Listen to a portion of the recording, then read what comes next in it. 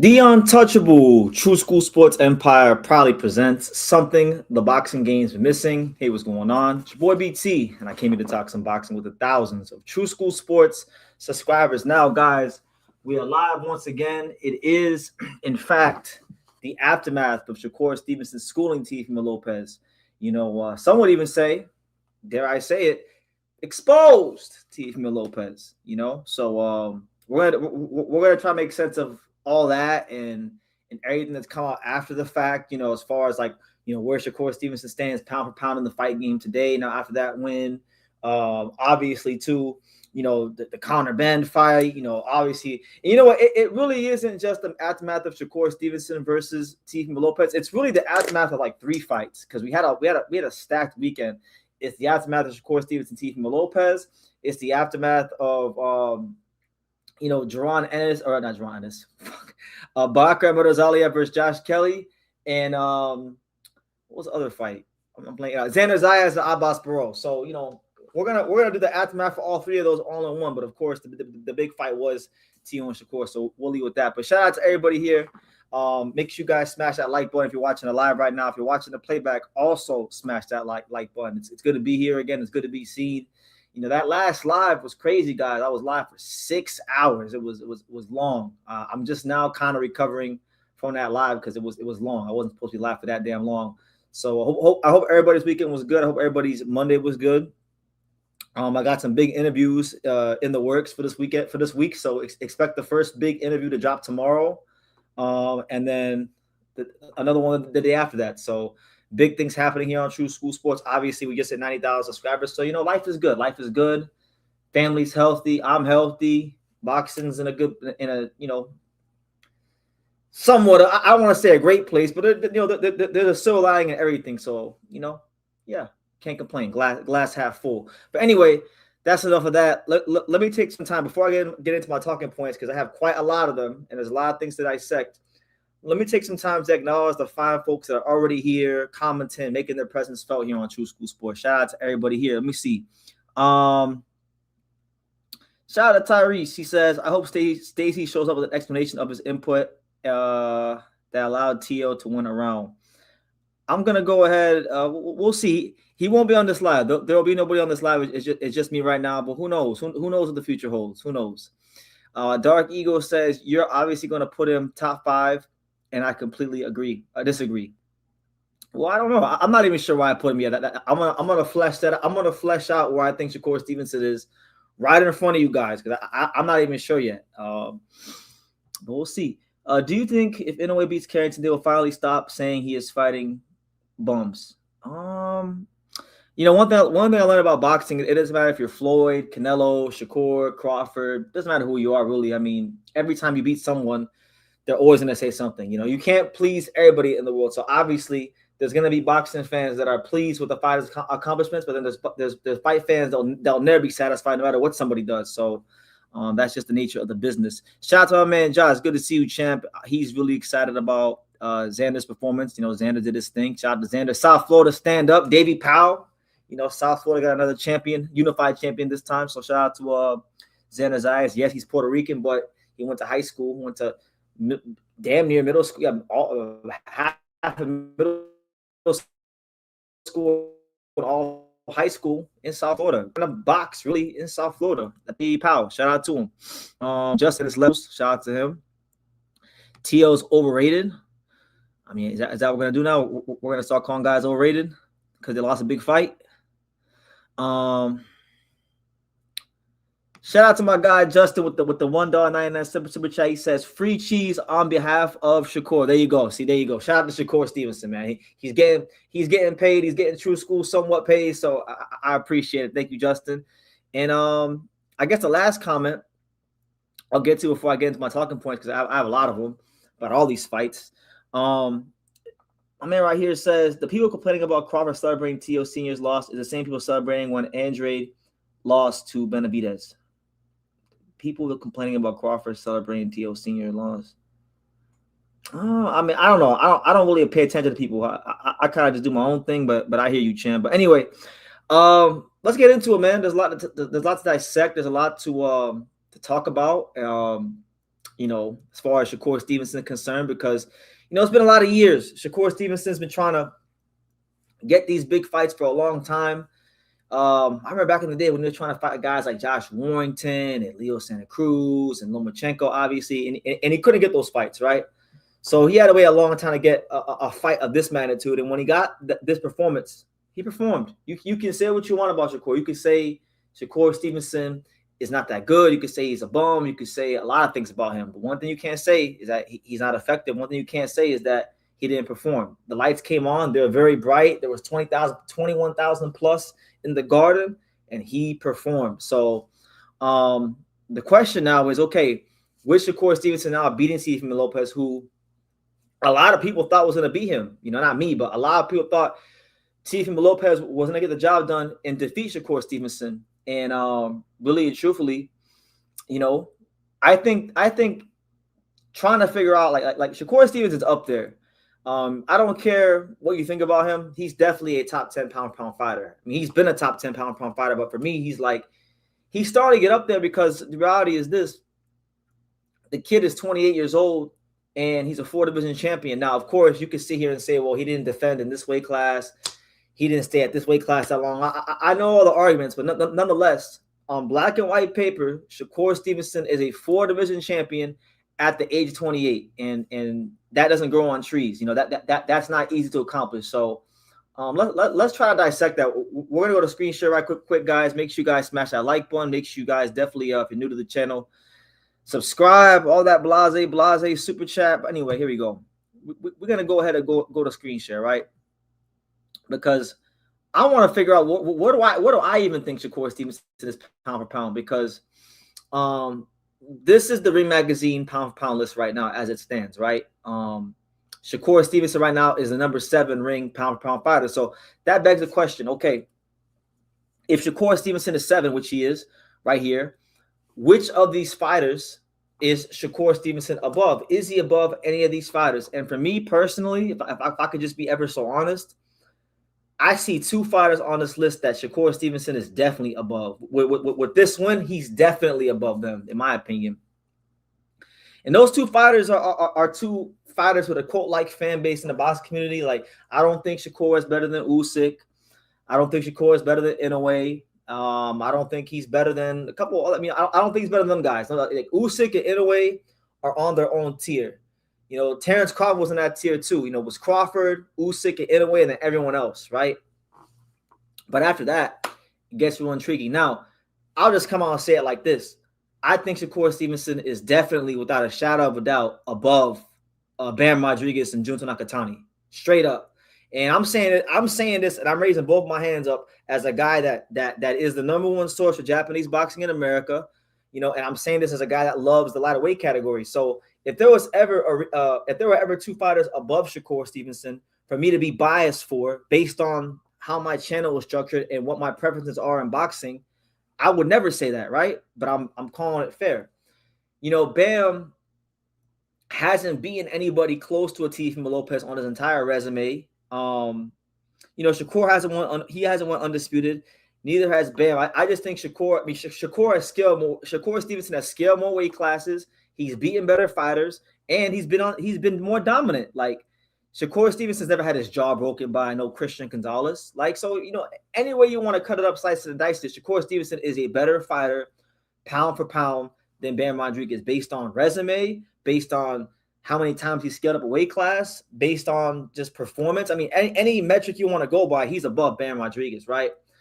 And the same goes for Junto. I don't even think Junto won his last fight. I thought Junto got a ridiculous gift decision in his last fight. We shouldn't even be getting the Inoue Nakatani fight, if we're being honest.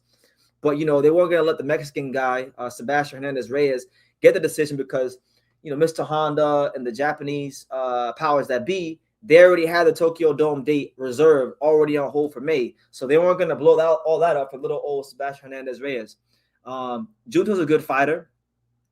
I don't think like Junto. I've said this in my Japanese videos about when I compare Junto to guys like Inoue and Kenshiro on their resumes. Like, Junto Nakatani's resume, I think is not as great as people say it is. And I think it's ridiculous that they even had him over Shakur Stevenson in the first place. To be honest with you, I think he's a guy that's like more on the lower top 10.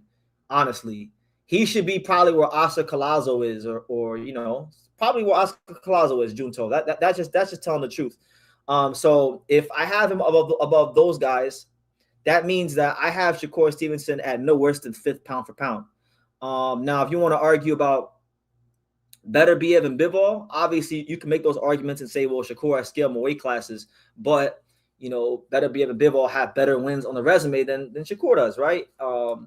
So that's up for interpretation. Inoue and Usyk are right there, right in their place at 1 and 2, and you could argue if Shakur is above better Biev and Bivol for that third spot. But for me, Bam and Junto are not. They weren't better than Shakur coming into this fight, and now, especially after this fight against Teofimo Lopez, a guy at Teofimo Lopez who just 6 years ago, or a couple years ago, a couple times Teofimo Lopez has been a pound-for-pound fighter himself, and Shakur made him look like a complete amateur, right? So when you fight a guy who's been a pound-for-pound fighter, a guy who's been a multiple-time lineal champion, and you completely school him, I don't care if you think he's overrated. He has proven that he's on that level multiple times, no matter how up and down he is. Right, and he performed. Bam has not fought a guy on that level. Neither has Junto Nakatani. Every time I bring up Bam, Kenshiro Taraji was a pound fighter, but you guys don't want to see that fight. You guys are okay with Bam fighting with Waldo Garcia, so it is what it is. But yeah, I would say Shakur is at no worst 5th. I'm not saying he's like I'm not saying he's definitively 3 or that I should put him above Inoue or Usyk, but he's reached the stage now where he is definitely in the top 5. When you talk about boxing, when you talk about the best fighters in the sport of boxing, those conversations have to start with his name, along with those Inoues and Usyks and Bivols and Beterbievs and them kind of guys. His name has to be there, right? He's accomplished more than Junto. He's accomplished more than Bam right now, and that's where I'm at with him. So we'll see how it goes. I don't really like that Conor Ben fight. I'll get to that here in a second, but that Conor Ben fight I think is a waste of time. Conor Ben's not even a world champion, so that fight won't really do anything for extending on the pound list. But right now, he's no worse than 5. He's no worse than 5. He's a 4-division champion at 28 years old.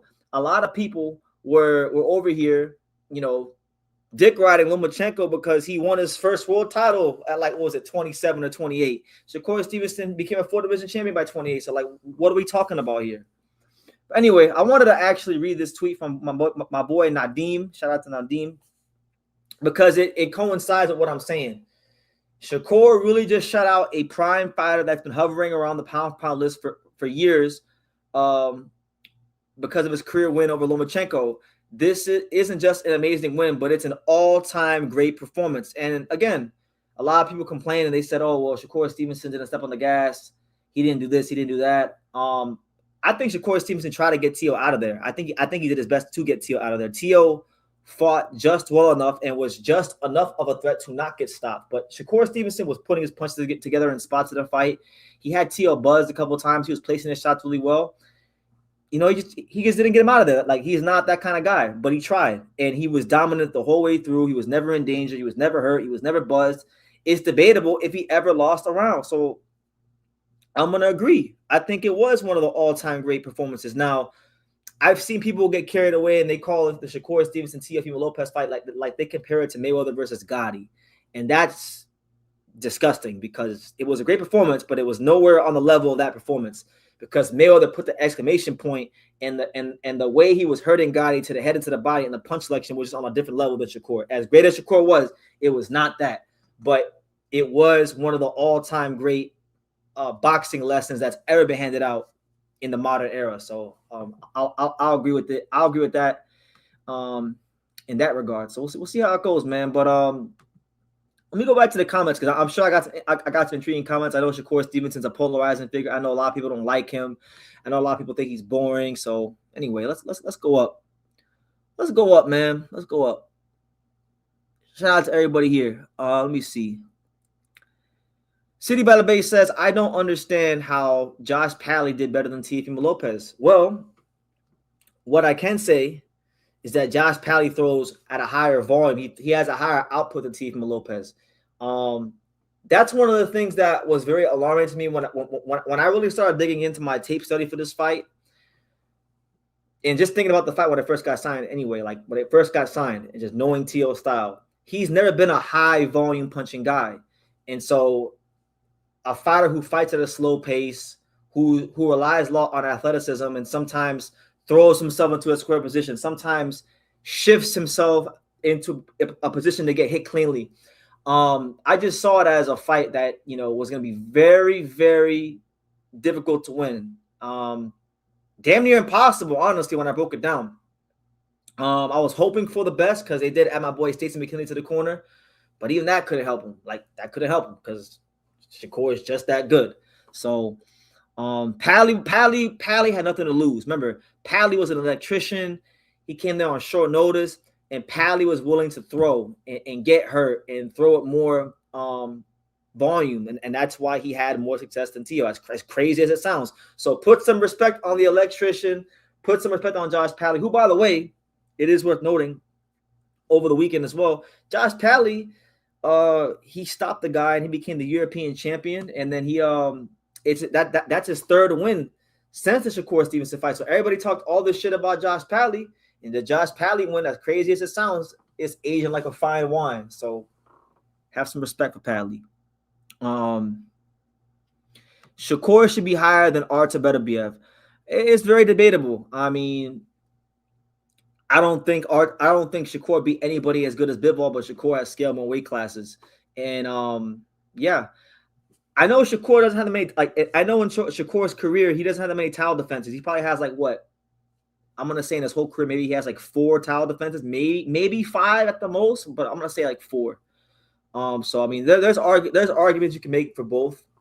I'm not really mad either way, but he's no worse than 5. So top 3. He's a solid champion, but he was never one of them guys. I disagree with that. When he beat Lomachenko and was beating up on Comey and them kind of guys, I think he at 135 he was one of them guys. And then, I think all the success he got in his career early, it was much to his detriment because he wasn't mentally mature enough to handle it. There's his out of the ring problems with his wife at that time.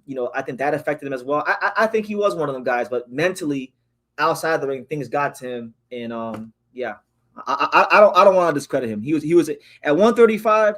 Tia was the truth. My man said, I see Tia moving up to 147 and getting a Lewis Crocker fight. We'll get to that in a second because there's a particular fight at 147 I want to see with Teofimo Lopez. Junto Nakatani is not even pound for pound. Not anymore. Not at that performance. Not anymore. And if he is pound for pound, he's like 10 at best.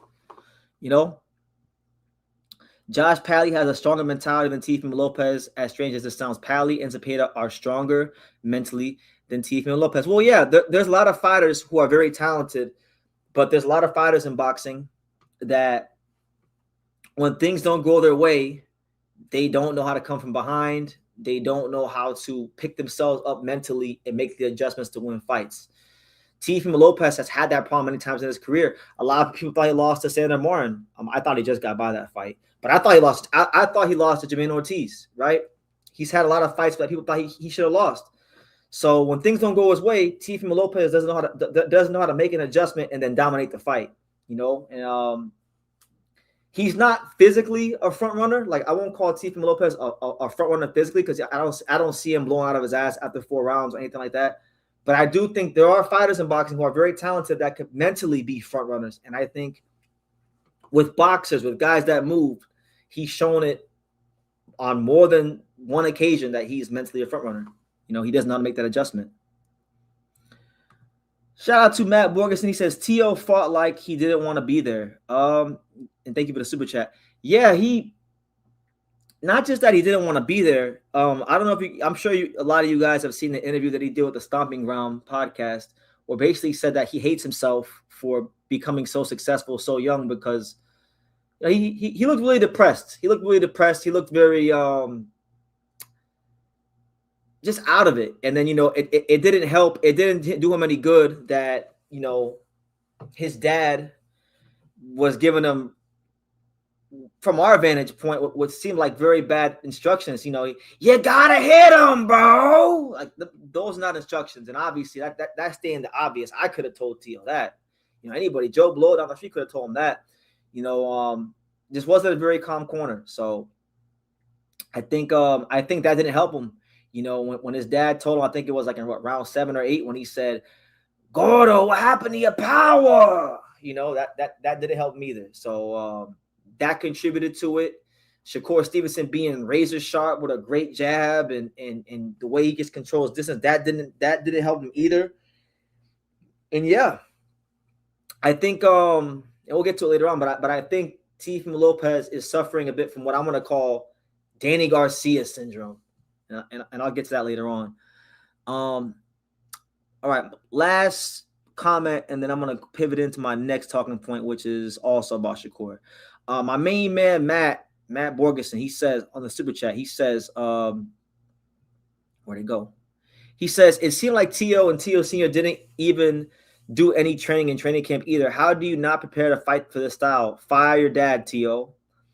I mean, look, training camp, a lot of things happen in training camp. I've been part of training camp, so I know sometimes if you don't do your due diligence every day, tracking, dotting every T and crossing every I, sometimes you can look good in training, you can look good in camp, and then you get to fight night and you don't look as good as you did in camp. And everybody's like, what the fuck, It happens. It happens a lot.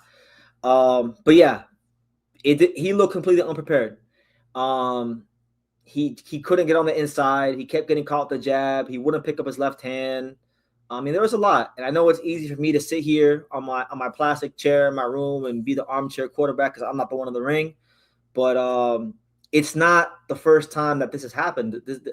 When he fought Sandor, he had a tough time making adjustments. When he fought Jermaine Ortiz, he had a tough time making adjustments, and all those things, all those red flags. Even if you want to go back even further, before Teofimo Lopez even won his first world title, when he fought Masayoshi Nakatani, even then in that fight, he had some problems in that fight, making adjustments. So, it is what it is, man. A lot of times in a fighter's career, there's foreshadowing, and when you fight a guy like Shakur Stevenson, all your flaws will get exposed if you don't go ahead and tighten those things up. So, yeah, I'll leave it at that. But shout out to everybody here. I'm going to pivot into my next talking point because I want to sound off just not too long because I don't want to give this too much gasoline, but I need to give it a little gas. I need to get my thoughts out there for documentation purposes, okay? Because after Shakur Stevenson beat Teofimo Lopez, Conor Benn hopped in the ring. Now, this isn't the first time that Shakur Stevenson and Conor Benn have had a run-in. They were on the Area Hawani podcast not so long ago, and they were going back and forth. And I said it back then. When they first were spotted together, I said it back then. Yo, we don't need to see this fight. Like, I got nothing personal against Conor Benn. I've met Conor Benn multiple times in real life. I interviewed Conor Benn 5 years ago. I covered his fight against Pete Dobson. He's a nice person, all right? I like Conor Benn. But Conor Benn, objectively speaking, the dude never won a British title. Conor Benn never won a British title. He never won I don't believe he ever won a Southern Area title. He never won the European title. He never even won any of the belts on the domestic level of British and European boxing. But because, and this is why I have to call a spade, because his last name is Ben, he's able to, be in position to fight one of the top guys in and around his weight. Nah, man, that's bullshit. Conor Benn, if he wants to fight Shakur Stevenson, I feel like he should earn it, right? Not that Shakur is this big, pay-per-view star or anything like that, but it doesn't make any sense. There's better fights for Shakur at 35 with Ram Rataya and guys like that. Even if Shakur was going to go to 47, he should be going to 47 trying to fight a guy like Devin Haney. Those have been two guys whose names have been linked since before they ever turned pro. Like, if he's going to go to 47, it should be something that's, for a world title. Because if he goes to 47 and wins a world title, Shakur Stevenson will be a 5-division champion. There haven't been many of those in boxing. So I'm trying to figure out how this is even a thing, because really, like, Conor Benn does not deserve to be anywhere within spitting distance of Shakur Stevenson. If you want to just check under the hood of his career, right? I remember when Conor Benn fought one of my good friends, and shout out to one of my good friends in the fight game, Adrian Granados. You know, tough gatekeeper. He had the 2015 upset of the year over Amir Imam. And, you know, I like Adrian. Adrian was an overachiever in his career. He was poorly managed. He fought Conor Benn in the twilight of, you know, like his career, even though he's not officially retired, like the twilight of what he had left to give, right?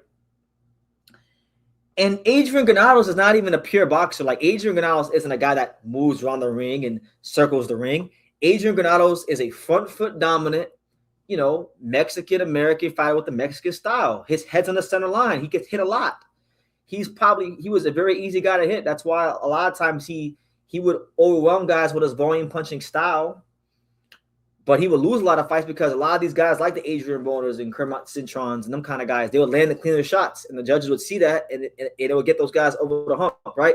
So I'm saying all that to say that when Conor Benn fought Adrian Granados, who's not even a mover, who's not even a boxer like that, and this is when Conor Benn was on steroids. This is when Conor Benn had just knocked out Chris Algieri, right?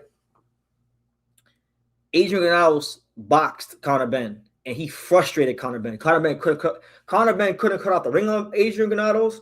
Conor Benn couldn't do nothing with Adrian Granados in terms of hurting him, in terms of putting him down, in terms of, like, you know, really showing that he was super superior to him, right? So my thing is, if you couldn't do that with Adrian Granados, right, you're not going to do it with Shakur Stevenson, who's a southpaw, who has the best distance control in the sport. If, you know, respect to him, too, another good friend of mine in the fight game, Pistol Pete Dobson. Bro, I know Pete. I saw Pete spar for that fight. Pete wasn't even in shape for that fight, and he was winning rounds. He was winning rounds off Conor Benn.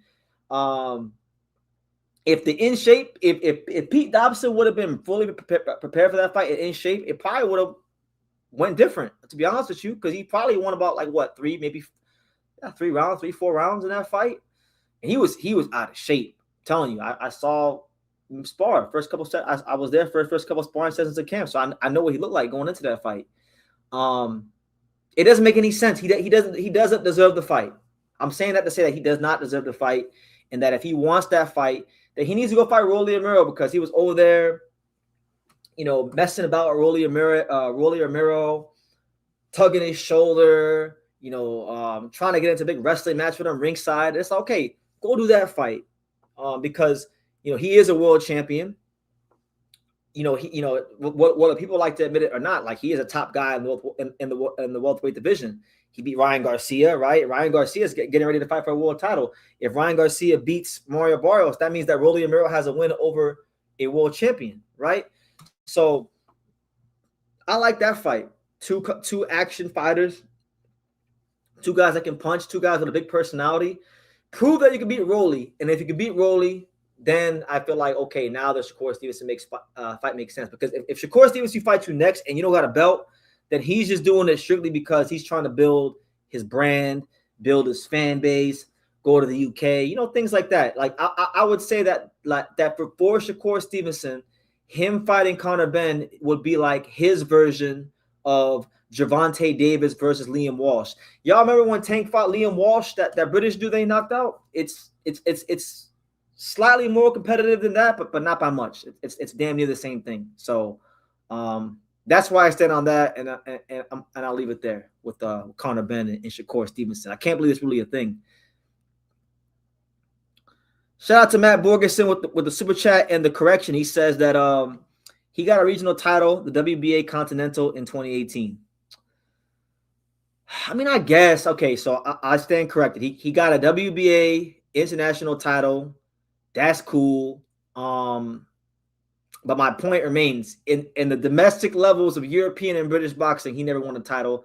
And if he wanted to, if you won a WBA Continental title in 2018, it couldn't have been against anybody that's that good, because back in 2018 he was fighting them guys like UC Cavola and Cedric Pinoy and them kind of guys. So I mean, if he did win a WBA Continental title, they gifted it to him. Merry Christmas, Happy Hanukkah. You know, like. Shout out to my main man, 50 grand, Michael Ryan Pitts in the building. What's good, champ? Good to see you. Hope all is well. I mean, former IBO champion in Algeria, he was on PEDs, and it was both of their last fights. I mean,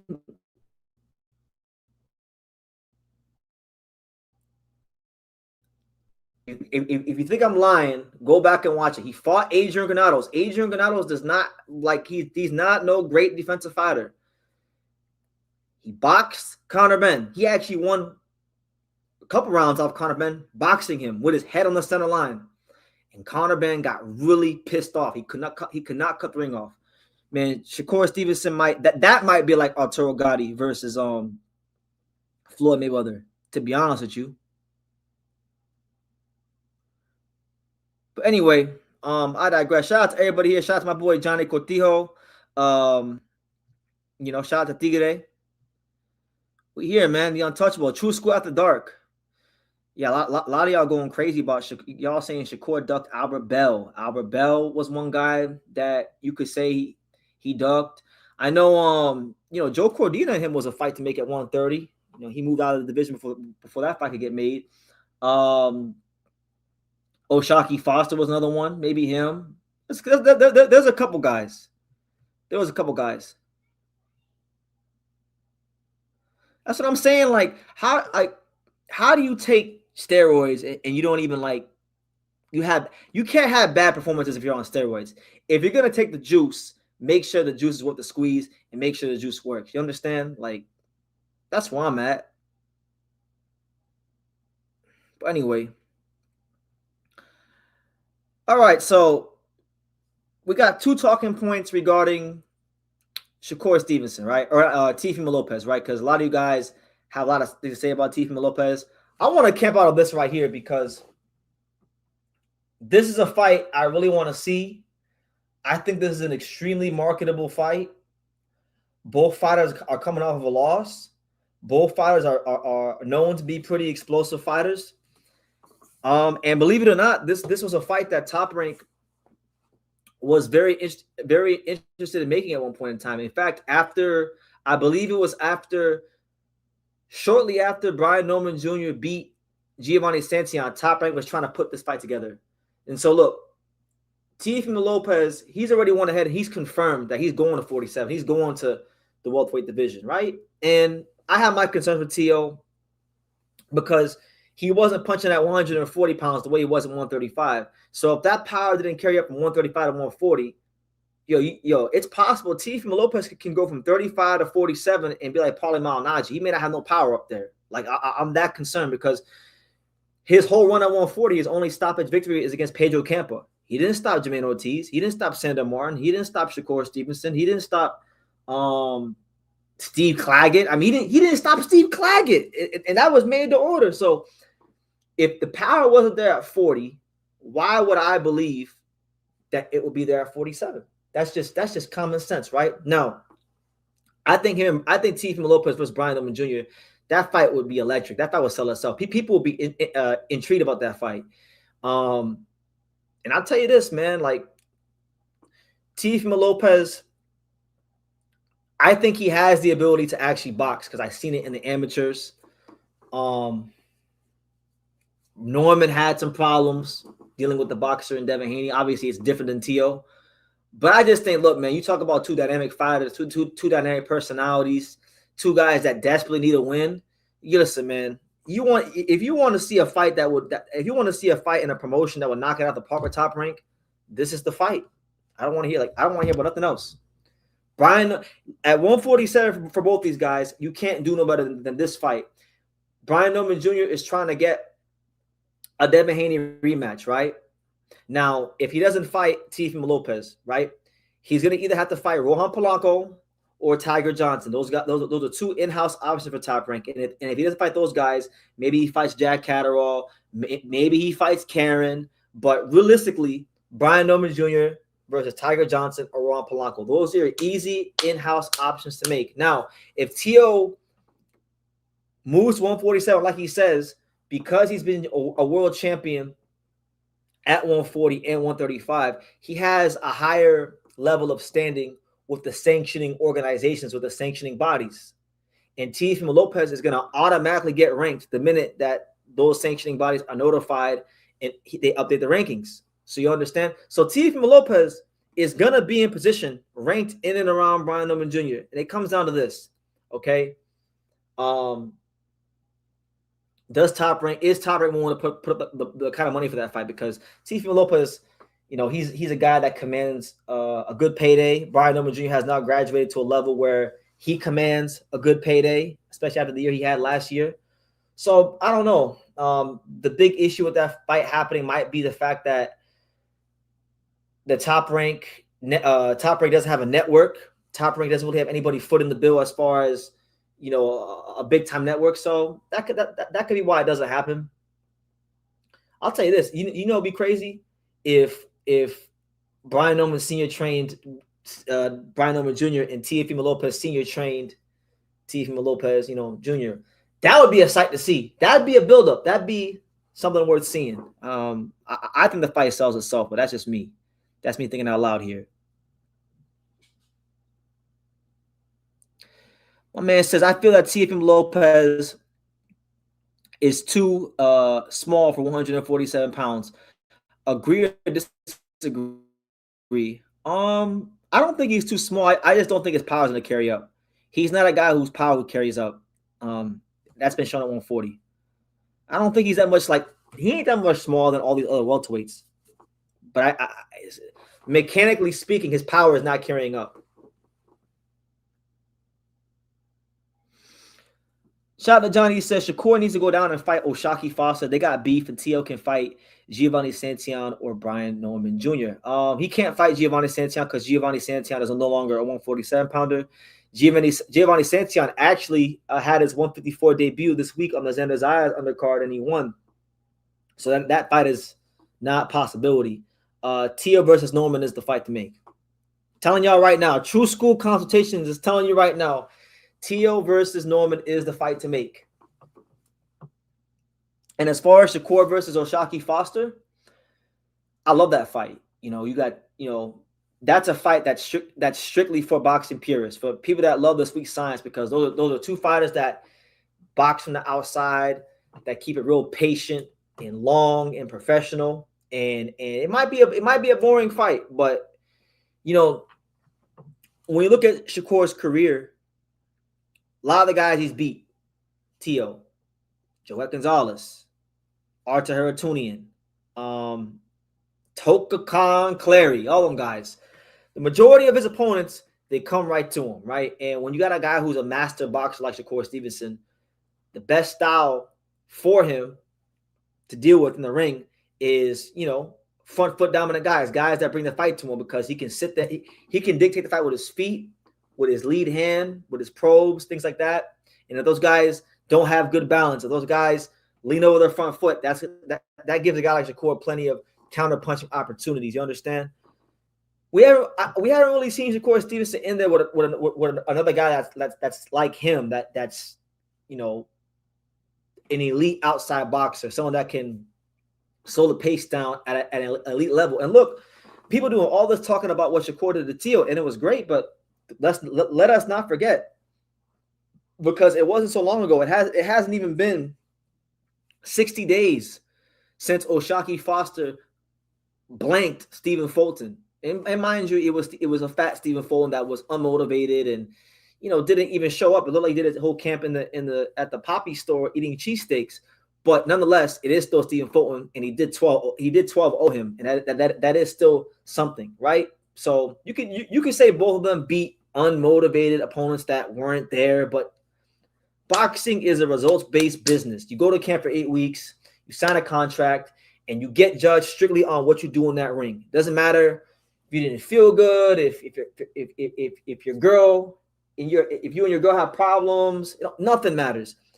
Only the ring is what matters. It's a results-based business, and the result for Shakur was a masterclass against Tio, and the result for Foster was a masterclass against Fulton.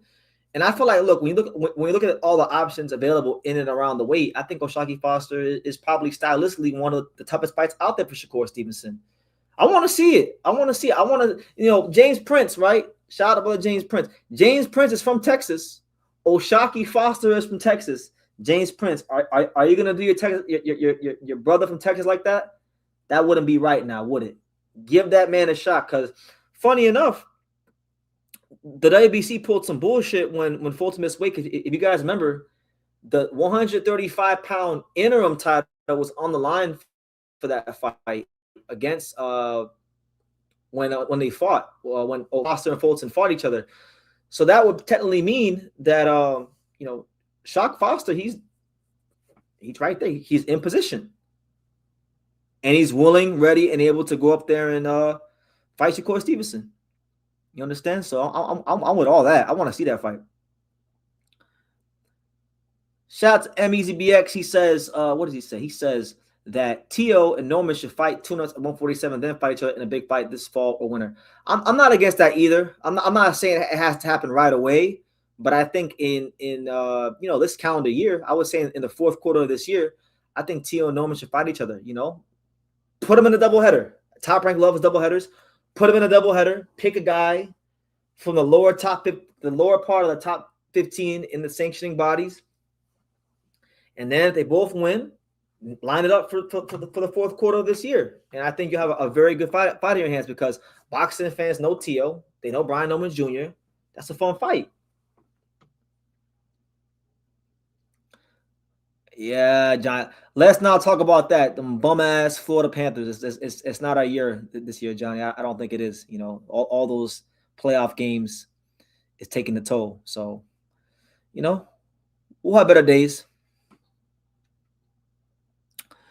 Afro Jam says Foster should take that Jody Herrera fight.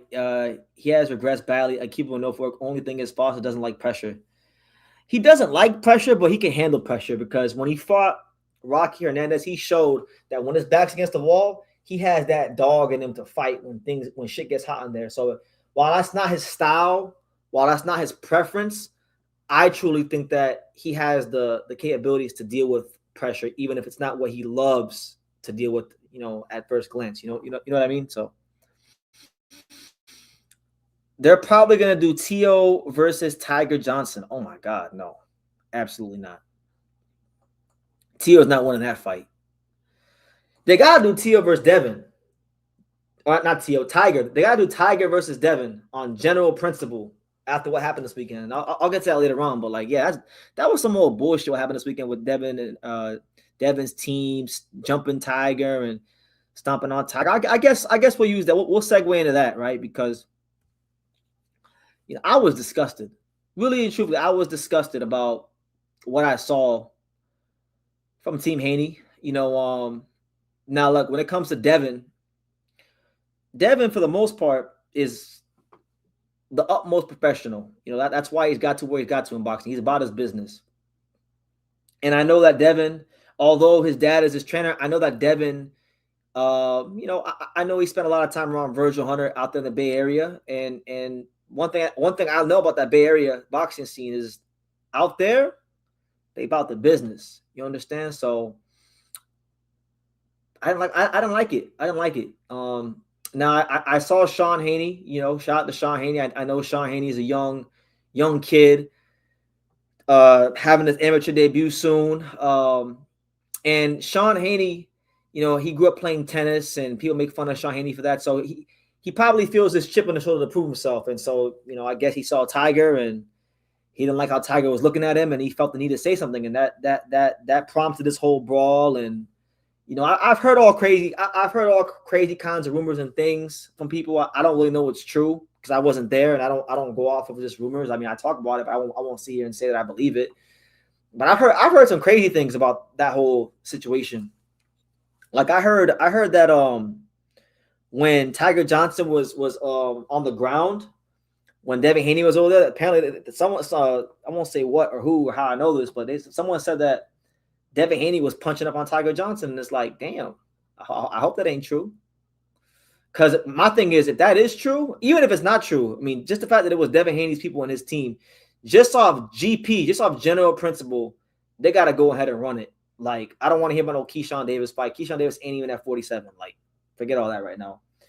You got to go see Tiger Johnson, because that's actually now a rivalry fight. Like that, and that's what boxing is built upon. Boxing is built upon rivalries. And Tiger Johnson, sure he's not Devin Haney. He hasn't accomplished what Devin Haney has accomplished in the pros yet. He hasn't even won a world title, but I know he's ranked top 10 in a couple of the governing bodies. But Tiger Johnson ain't no bum. Tiger Johnson is an Olympian. Tiger Johnson is still undefeated. I mean, that if Devin Haney could beat him, that would look good on his resume.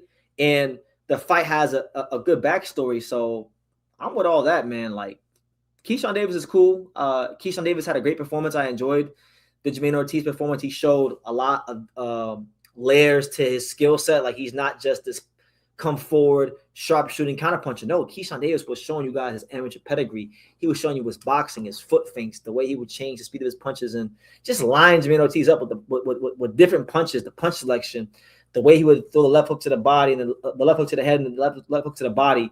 Stopped him with a body shot. Dropped him 2 times with body shots, right? So Keyshawn Davis, I think, will be in line for that fight one day. But for me personally, I don't want to see no other fight for Devin Haney. I don't even want to.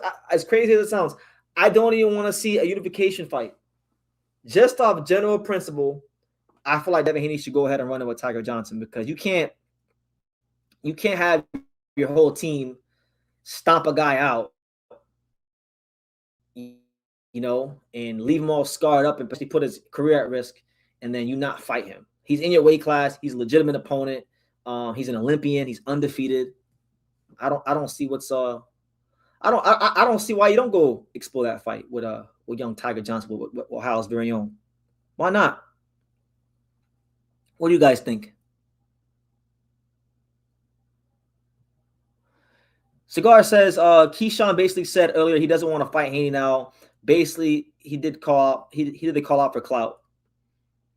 I mean, I didn't think he was going to 47 just that subtly. I felt like it sounds good. It was cool for YouTube and Instagram and social media, but like, nah, man, there's good fights for Keyshawn Davis in and around the 140-pound division. So go there, do your thing, and welterweight's not going anywhere. Like, there's gonna be plenty of great fights up there at welterweight for you. Yeah. They said Tiger Johnson hasn't got a chin. He's like a worse, higher volume Nicholas Flaus. I mean, look, man, they went ahead and stomped Tiger Johnson out. I think they got just off of general principle, they got to go ahead and run that fight. And I know a lot of times things happen in boxing for like publicity and stunts, but I don't know how you fake a guy getting jumped and stomped out. Like, you can't fake that. And if they did fake it, and if they did plan that out, then congratulations, they're great actors, and they deserve Grammys and Emmys and all those awards for acting. Because yeah, well, that's more like that's normally how it always is in boxing. It's normally always the teams, because see, a lot of fighters aren't talking and being disrespectful because fighters know they can actually fight, right? It's always the guys around the teams. When shit pops off, it's normally always the guys around the teams, because they feel they need to prove themselves to the fighter that they're supporting and representing. And yeah, it's just like a lot of egos.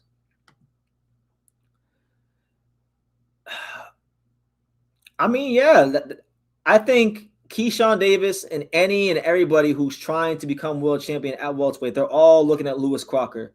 Like, Lewis Crocker, because since Mario Barrios has a fight lined up with Ryan Garcia, and he's occupied, the new Mario Barrios is Lewis Crocker. And on top of that, he's like Mario Barrios with an extra bonus, because he's in the UK, he can sell tickets out there. Him and Paddy Donovan sold a boatload of tickets out there in Ireland. So it's actually a bonus. He's the new one. Shout out to Ray Ray. Good to see you, champ. Let me see. I guess UK people are easy for him to beat, I guess. Well, I mean, that UK guy, for sure. I mean, look, Keyshawn had mentioned Dalton Smith as a fight. I mean, I'll tell you right now, and I want to give Keyshawn Davis some credit, because you know what? He is right. Look at his last 3 opponents, from Gustavo Lemos. Who was it? Gustavo Lemos. You got Jermaine Ortiz. Who was before Gustavo Lemos? It was Lemos, Ortiz, and then whoever it was before that. None of them guys have been dropped or stopped. And what did he do? He came in off a year layoff. He moved up in weight. He fought a guy that is incredibly difficult to look good against, let alone stop. And he stopped him in sensational fashion in front of 20,000. So Keyshawn Davis in his 13 fights or 14 fights or however many it is now, he's packing a lot of substance into them 13 or 14 fights. Him versus Dalton, I think would be a banger. Who is better, Mario Barrios or Lewis Crocker? I don't know, man. I really don't know. I haven't seen Lewis Crocker fight enough to really have a strong opinion on that question. But they both run the same. They both run the same. Dennis Baranchik, that's right. So it was Dennis Baranchik when he won the title, Lemos, and Ortiz. So you're talking about Baranchik, tricky Ukrainian style, Olympian, has outboxed guys like Vaquero Navarrete, right? Hard guy to look good against, let alone stop, beat the shit out of him, right? Although he was a lot bigger than him, but nonetheless, he did his thing. Then he fought Lemos, who was like, what was he, like 7 pounds overweight or something like that, and got him out of there quickly and swiftly. Then he fought Jermaine Ortiz, a guy that damn near seemed like he was knockout proof because he had been in there with top guys and had a lot of success using his legs, circling the ring, and Keyshawn Davis took all that away and showed you guys the whole toolbox, or more of the toolbox. I won't say the whole toolbox, but more of the toolbox. His boxing skills, his counter punching, his sharpshooting, all that stuff. So you gotta look at those things. And when he said that in the press conference, I thought about it for a little bit. At least I marinated on what he said for like 15 minutes when I heard it today. And he's right. You gotta be fair. You gotta be fair and you gotta be firm. Like he's fighting pretty good fighters at this stage of his career, and he's whacking them out of there, right? We get mad at Shakur Stevenson for not whacking him out of there. So when you get a guy who is whacking him out of there, you gotta go ahead and give him his just due. You understand? So yeah. All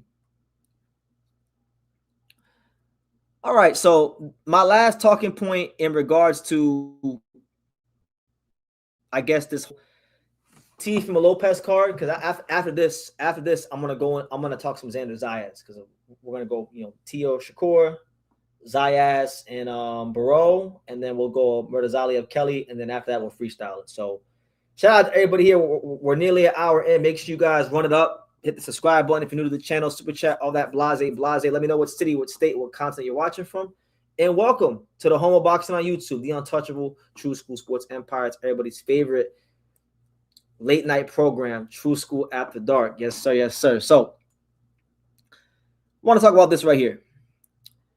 That's Teofimo Lopez. Is Teofimo Lopez suffering from Danny Garcia syndrome? Because really and truthfully, I see a lot of similarities. Let's take the obvious. Both Latino, right? Both the 140-pound, lineal champion. Both had iconic wins early in their career. Both had very outspoken fathers, polarizing fathers that boxing fans either love or either hate. There is no in between when it comes to Angel Garcia and or Teofimo Lopez Sr., right? Danny Garcia was very loyal to his father because he said, you know what? We started this journey together. We're gonna finish this journey together, which I can admire, because a lot of fighters these days, they lose a fight or have bad performance, and they change trainers like girls change their boyfriends and change clothes these days, So there is something very noble and respectable about that, and I like it. But at the end of the day, this boxing game, this fight game, guys, it's cold, it's brutal, and it's extremely unforgiving to any and every man. So you got to be selfish. You got to do what's best for you. And, like Teofimo Lopez has shown a pattern in his career of not having that ability to adjust, of, not having consistent performances. He hasn't really shown the growth. You think back to the Lomachenko fight and the way he was talked about back in 2020 when he beat Lomachenko.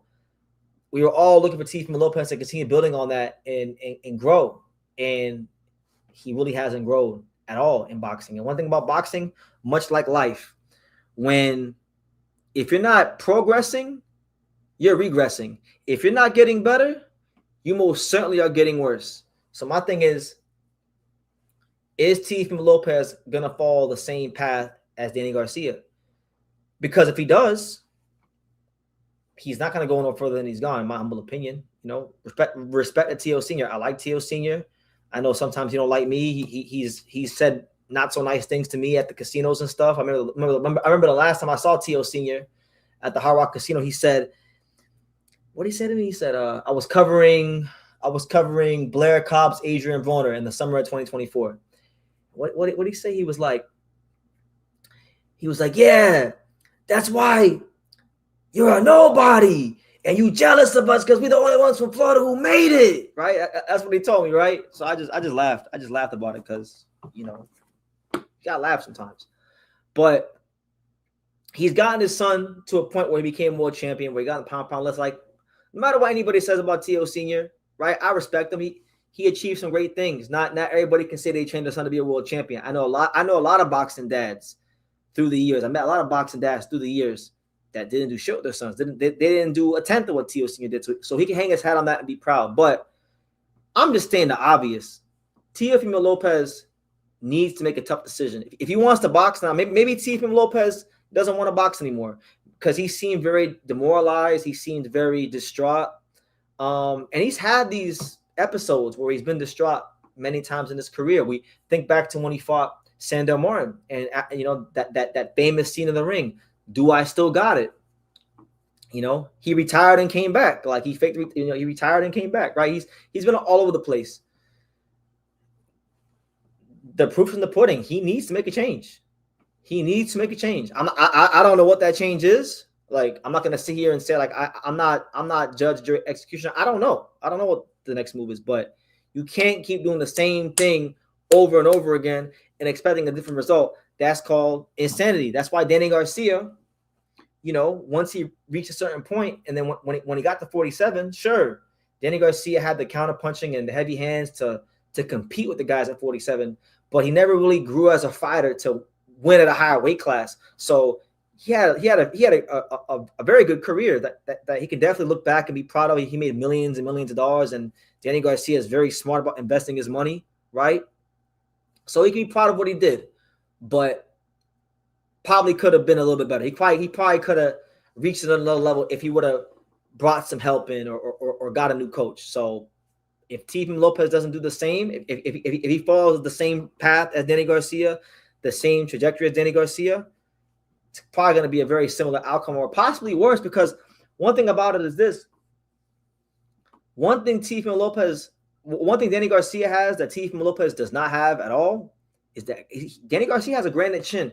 Danny Garcia didn't get stopped until he fought Arizona Lara, and by that time in his career, he was completely unmotivated. He didn't really want to even fight anymore like that. Like, he was mentally checked out of boxing, you know. So it's hard to even fully count that against him. But Teofimo Lopez's durability is not on that level. It's not of that caliber. Just being honest. So I hope we definitely seek some help, you know.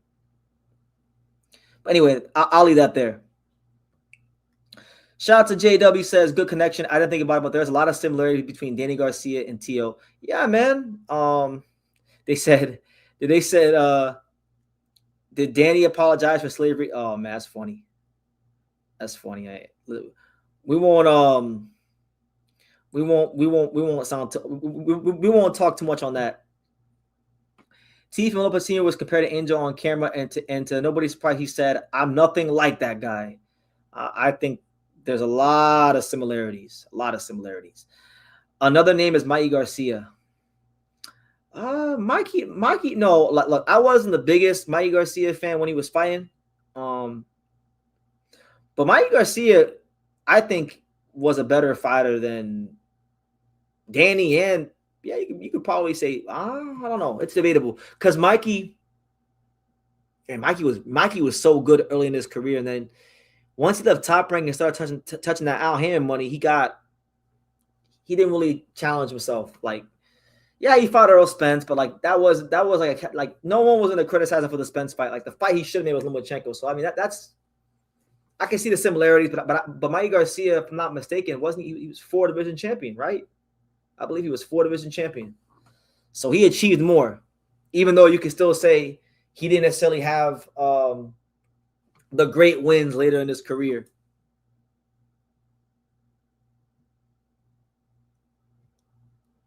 Sean Porter's dad was a great example of steering his son away from distractions. Porter might have been a little limited with his skills, but the guy won a ton of fights with his dad's influence.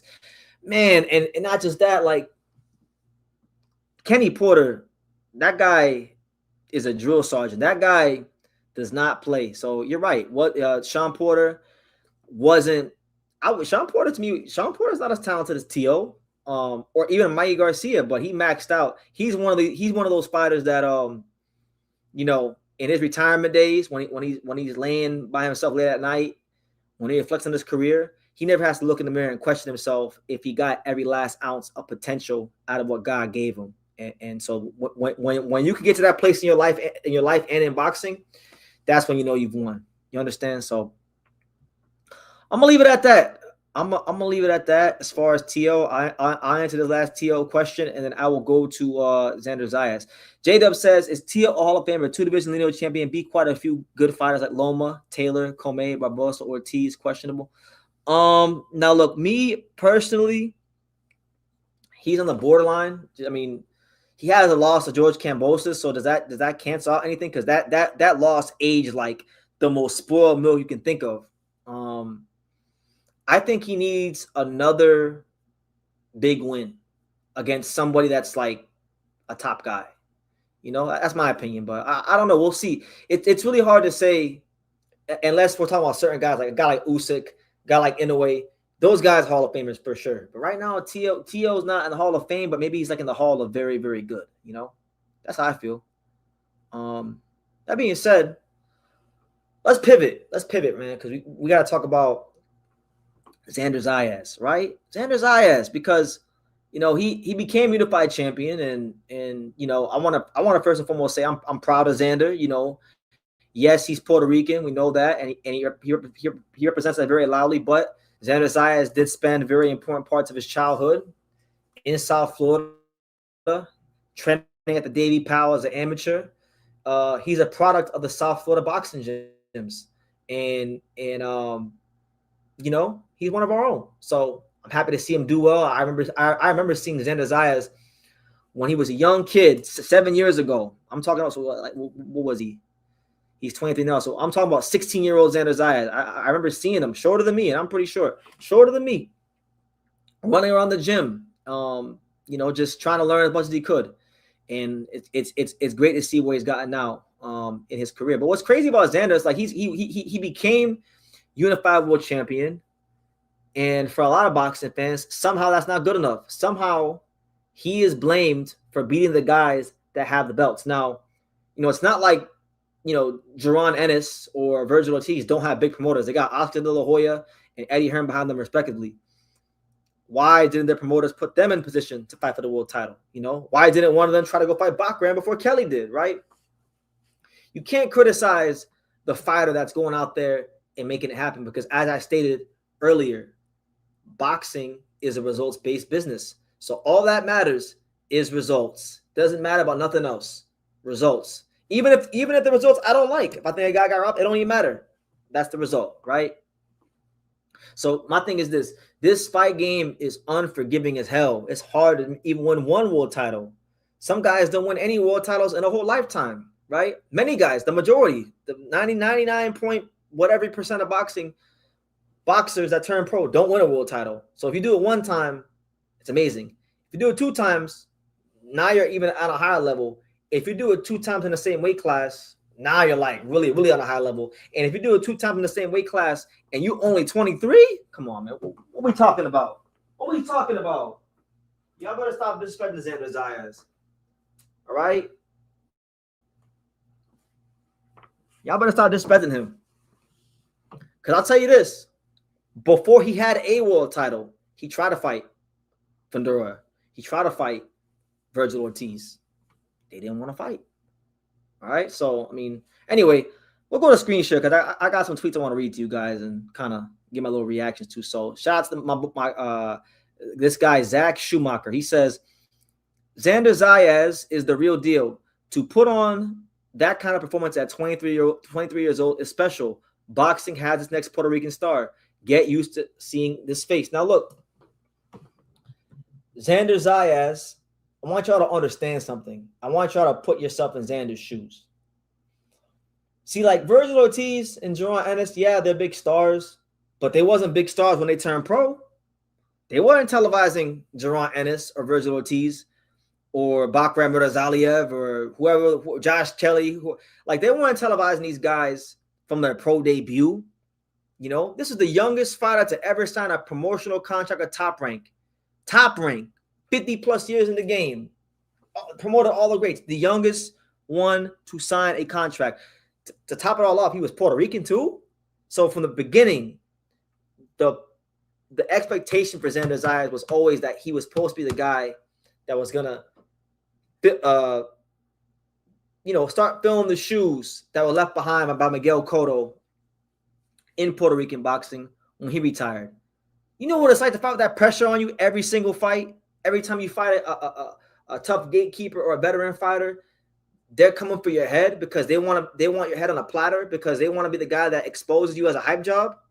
Every time Xander's fought, I mean, up until this fight, Barrow, every time he's fought Barrow, and really with this fight, Barrow, it really shouldn't have been a split. They were very generous to Abbas Barrow, but apart from the Abbas Barrow fight, every time Xander has fought, it's been a consistent, controlled, mature, methodical performance. There's not many fights where you can really say he lost 3 rounds, and he ain't fought a bunch of cans like a lot of you guys think. So my thing is, I give this young man a lot of respect.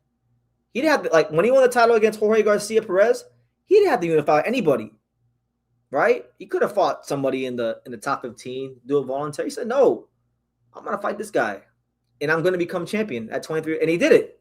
So there's something to be said about that. And I wish people would respect him more, but it is what it is. Hopefully, some of your guys, fair fighters, start going ahead and making these big fights happen, because you guys get mad at the guy who's making the fights happen. It ain't he ain't the one ducking fights. He ain't the one avoiding fights. He wanted to fight Fundora. He wanted to fight Virgil Ortiz. Boots, okay, I'll give you Boots. He hasn't really been overly vocal about Boots. So if you want to say Boots, fine. Okay, I won't push back too much on that. But it's not like Boots was jumping up to fight him, because Boots, people like me were asking Boots to go fight Bakram. First fight at 154, because people like me thought that Jeron Ennis was good enough to fight Bakram at 154. And a lot of people met me with criticism saying, well, no, why can't Boots get a tune-up? That was the conversation, right? And now look, Bakram got exposed by Josh Kelly. And so I kind of feel like, I don't want to say it was a complete missed opportunity, because they're looking at doing Boots versus Josh Kelly next. But again, that could have been him straight away if he wanted to, if he was really like that, right? If the promoters really believed in him, they would have did it. They didn't. So that's just reality. But nonetheless, real briefly, speaking of Boots and speaking of Virgil, I want to talk about a guy that Boots and Virgil should look into fighting in the future. Maybe not next, but definitely in the future. Okay? And I'm going to tell you guys who it is. They need to go look into fighting the guy that Xander just fought, Abbas Barrow, because I'll say this, man. I didn't think that Abbas Barrow was worthy of losing by split decision. I thought Xander boxed more than well enough and won enough rounds clearly to have won by UD. And it was actually one of the rare times where the B-side fighter actually got generous treatment on the scorecards, really, because even they asked him himself. They said, hey, when you heard split decision, did you think you won the fight? He said, no, I didn't think I won the fight. Xander won fair and square, right? So I'm saying all this to say that I still think he won probably 4 rounds, maybe 3, 4. Yeah, 4 rounds. He won 4 rounds. He definitely showed some chinks in Xander's defense. Xander was getting caught the right hand a lot.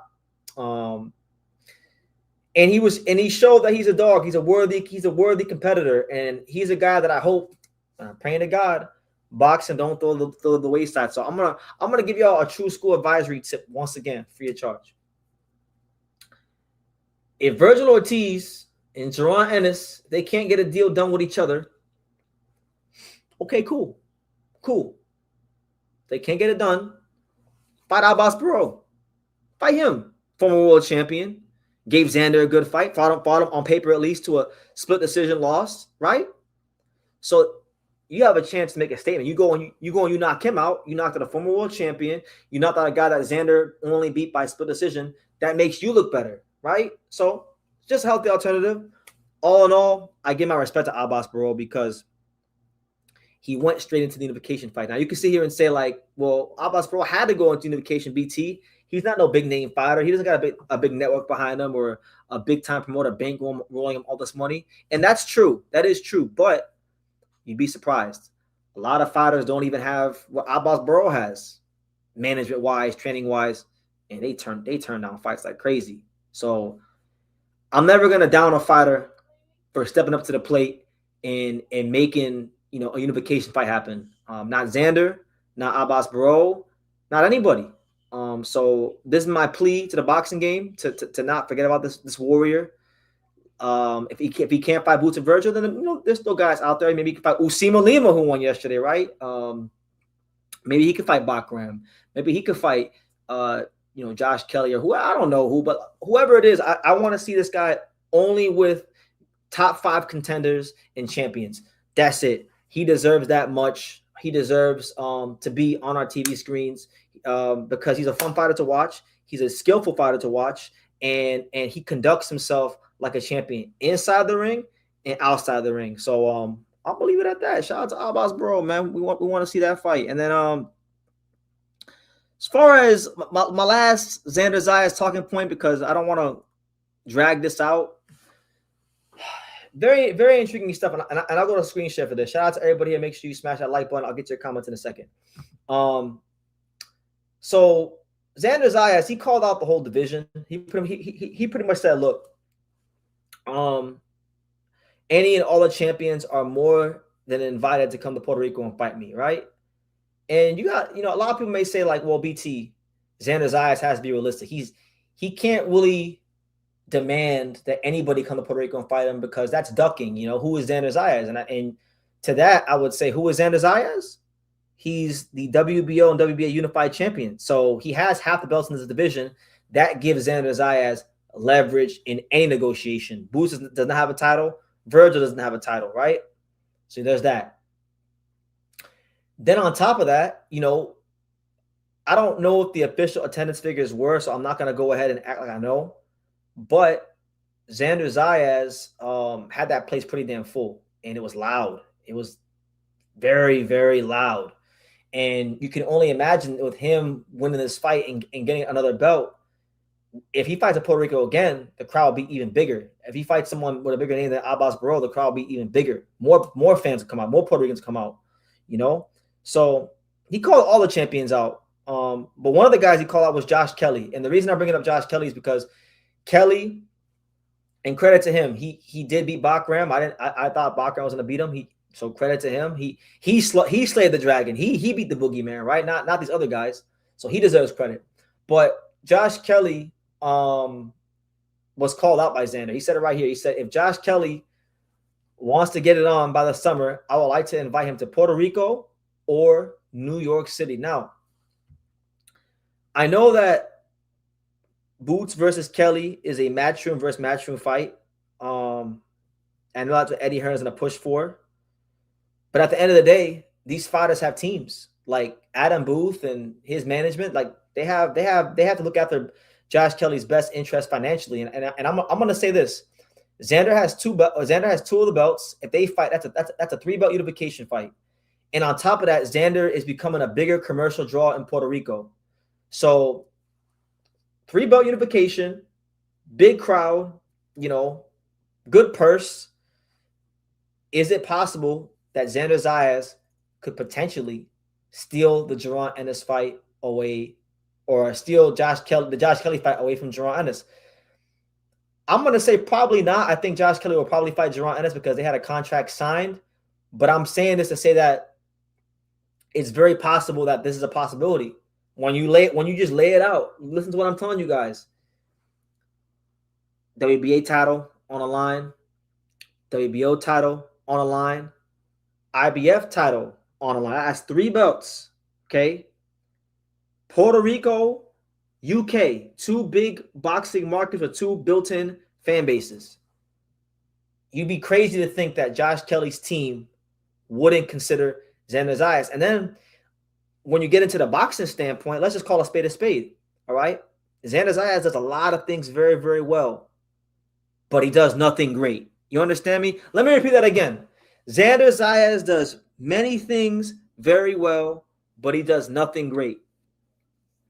If you grade his skill set, punching power, speed, reflexes, all that stuff, he's like at 7.5 to 8 everywhere, but he's not like a 6 or a 5 or a 3 anywhere. You understand?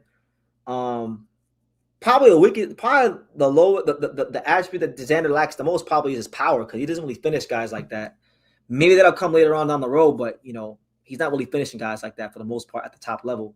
So, you compare that to what Jaron Ennis brings into the ring, right? There's more to work out with Jaron Ennis. Jaron Ennis, just like Kelly, is just as athletic, if not more athletic, right? And Josh Kelly normally enjoys the athleticism advantage over opponents. So if you get another guy in there with Kelly who's just as athletic as him, that could offset a lot of the things that Kelly can and likes to do. So even from a boxing standpoint, I feel like Team Kelly, when I say Team Kelly, I'm not talking about Eddie Hearn. I'm talking about Adam Booth, his trainer. I'm talking about his management. I'm talking about everybody around him on a day-to-day basis in the gym.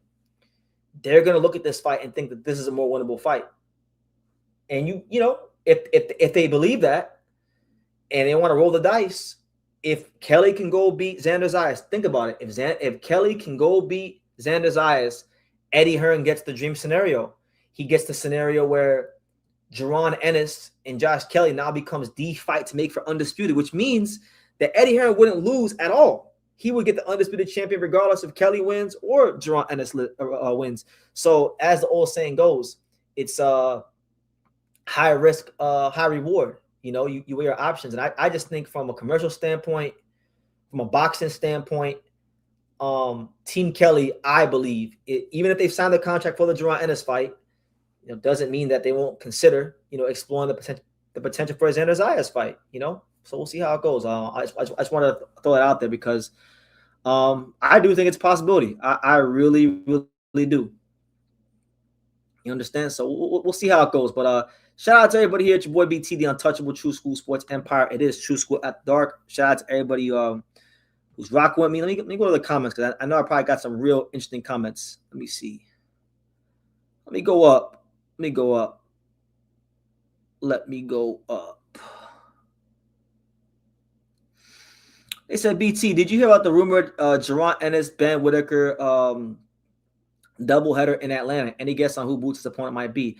I'll tell you this: if that is true, because that was a rumor, and Ben Whitaker kind of like leaked it out when he was talking to Keyshawn Davis, it ain't gonna be against a champion. He's not fighting Xander or Virgil in Atlanta. Let's call a spade a spade.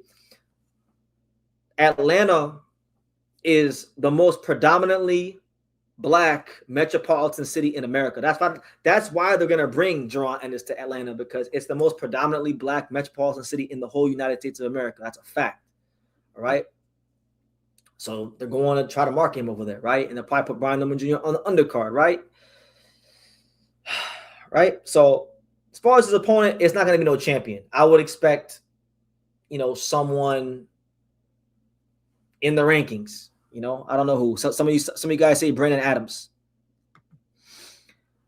Zayas did 12,000 by himself. No big names on the card. Teo and Shakur only sold 9,000 tickets on a bigger card. Was it only 9,000? Because they said that the attendance was 20,000 plus. So I don't know if that's true, but I mean, look, Abbas Barrow is not no big commercial name, and Xander Zayas, 12,000 is a lot. A lot of fighters can't sell 12,000, and that's what Abbas Barrow. Could you imagine if he fought like Jaron Ennis or Virgil, like a fight that was really blockbuster box office? Like, come on, he probably sell 15,000 plus. Zayas fought on top ranked classes. I'm not calling him no star. Well, I don't know, man. I mean, top ranked classics, for all intents and purposes, it's a lot easier to access than the zone. The zone is behind a paywall. Tubi is not. So people want to shit on top ranked classes all you want, but anybody can get it. Anybody in the world with a computer, an internet connection, and a little common sense can access Tubi and top ranked classics. The zone is behind a paywall, and not everybody has the money for the zone. You know, the economy is not great right now. Shout out to my man Chris. He says, "Hey BT, I just got out of work. Man, we needed this live. Well, I'm glad to bring you guys this live. You know, we're here. The Untouchable. I'm gonna say this: Abbas Bro and Jorge Garcia Perez would give Fundora problems. Fundora doesn't have Xander's feet. I would like to see, like, if Boots maybe. Here's a suggestion: maybe Jaron Ennis fights one of those guys. Maybe Jaron Ennis can fight Jorge Garcia Perez. You know, world title challenger, a guy that beat Charles Conwell, a guy that fought Xander Zayas. You know, shit, that makes sense. Come forward guy. He'll give Boots a chance to flash his hand speed off and look good. Why not? Why not? Man, y'all going crazy in the comments. Tubi is class. Better than the zone unironically. Not ideal for top rank, however. Yeah. I mean, someone had told me, and from what I've read, Tubi has like 100 million users. So I'm actually not against Tubi. If Top Rank can find a sustainable way to pay these fighters and put these fights on Tubi, where Tubi has 100 million users and it's very accessible and it's not behind a paywall, I am not going to shit on that, because I come on here plenty of times and I say that, you know, I'm tired of boxing putting fights on pay-per-view that don't deserve it. I'm tired of boxing, you know, not treating the consumers the right way. And then so if we're gonna bitch and moan and complain about boxing not treating the consumers right when they put things behind a paywall, then when they make something very easily accessible to you that's not behind a paywall, you shouldn't shit on it. That's how I feel.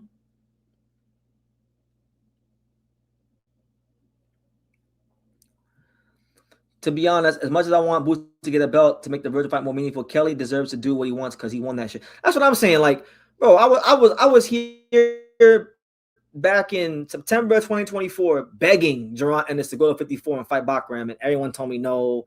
Oh, why can't he have a tune-up? You want to see him get beat? I'm like, no, I think Boots is that good. He can beat Bakram. But a lot of the Boots fans didn't believe that. So Josh Kelly went ahead and did it.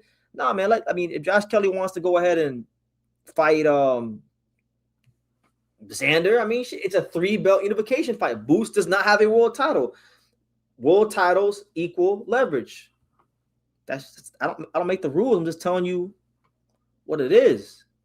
Shout out to my main man, 50 grand, Long Island and Strong Island's very young. My man Johnny Boy said, "What's good, my bro? The untouchable True School Sports Empire. Good to see you, Johnny Boy, and it was great talking to you earlier today on Instagram. That's one of my loyal viewers, one of the OGs, man. He's always here showing love, and he's great to talk to. So yeah, shout out to him and shout out to everybody here, man.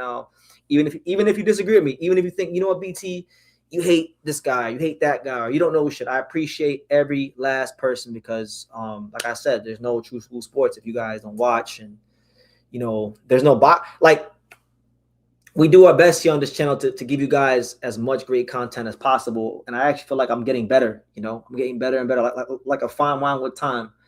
So yeah, we take everything on here very serious. And we got some, I'm telling y'all, man, we got some real exceptional interviews coming out in these next 2 days. I can't wait for tomorrow, and I can't wait for I can't wait for Tuesday afternoon and Wednesday afternoon when these interviews drop. Oh my God, y'all are in for a treat. And I hope you guys enjoy those interviews when they come out. I won't say who they are.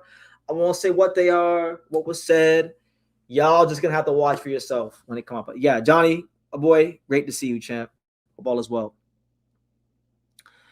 Chris B says, "Hey BT, multiple top news pages and sports pages are reporting about Shakur's Puerto Rican ethnicity, and it's blowing up.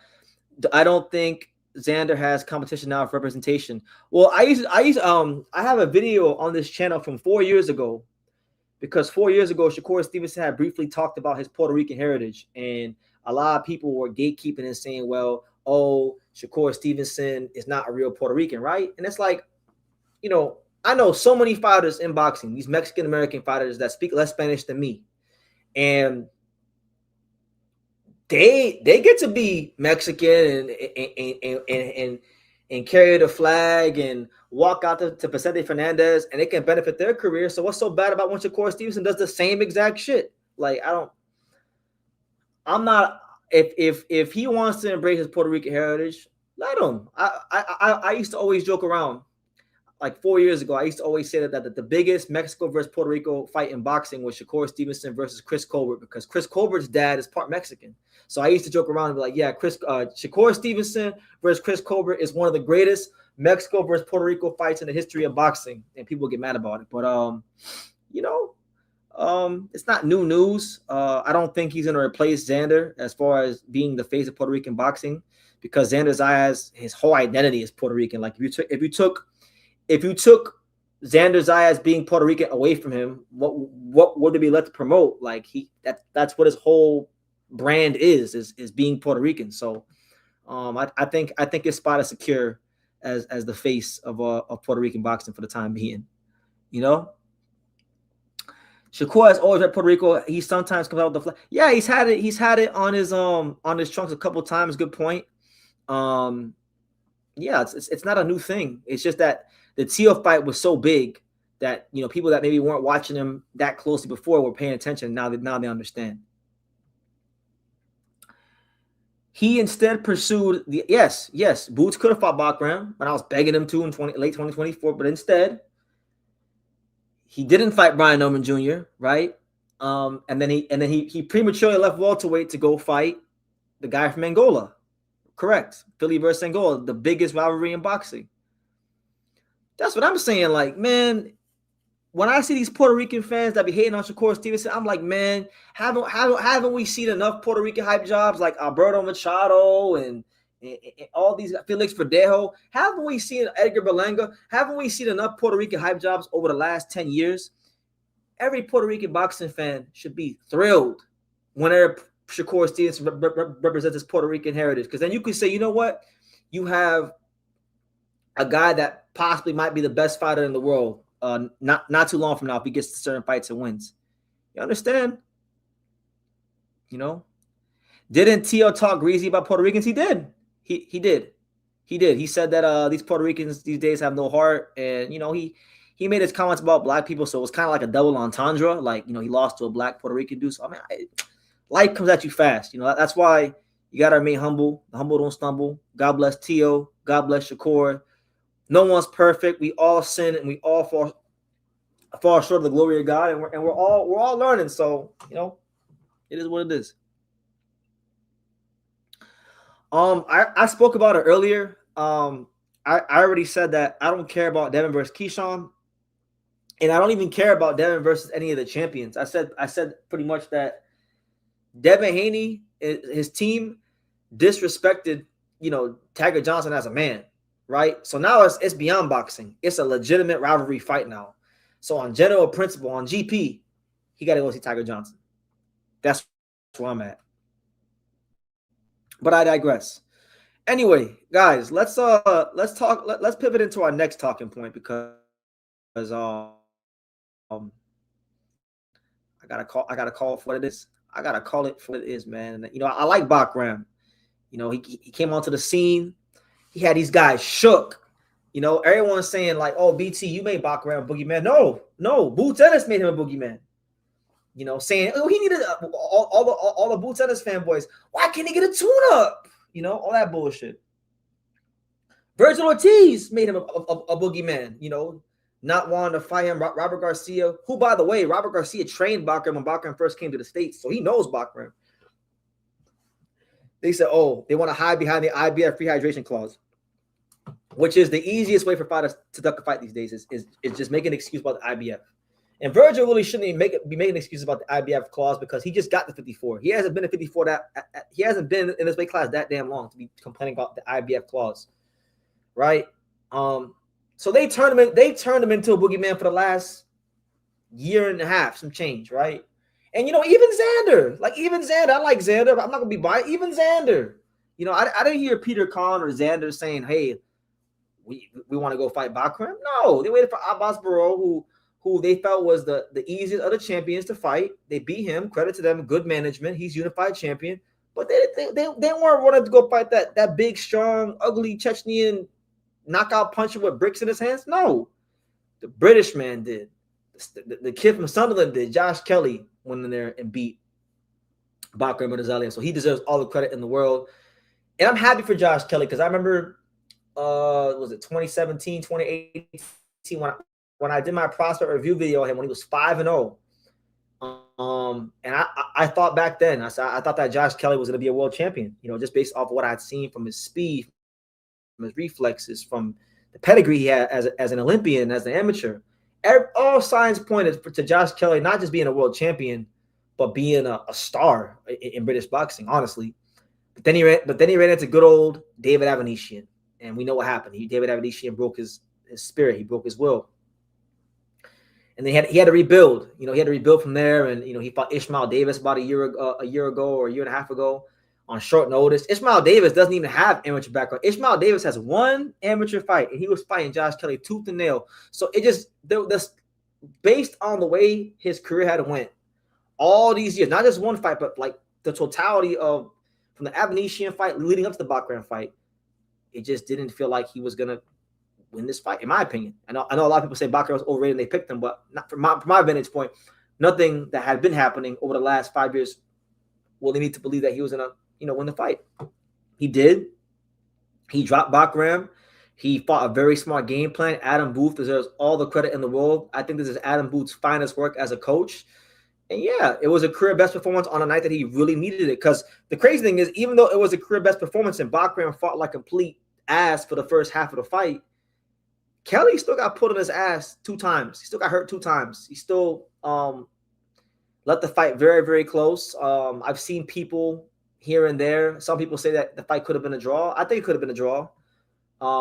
Some people thought Bakram might have edged it, but like I knew what it was. They're in the UK. I'm not going to sit here and cry robbery. I didn't think it was robbery. I made a big deal about how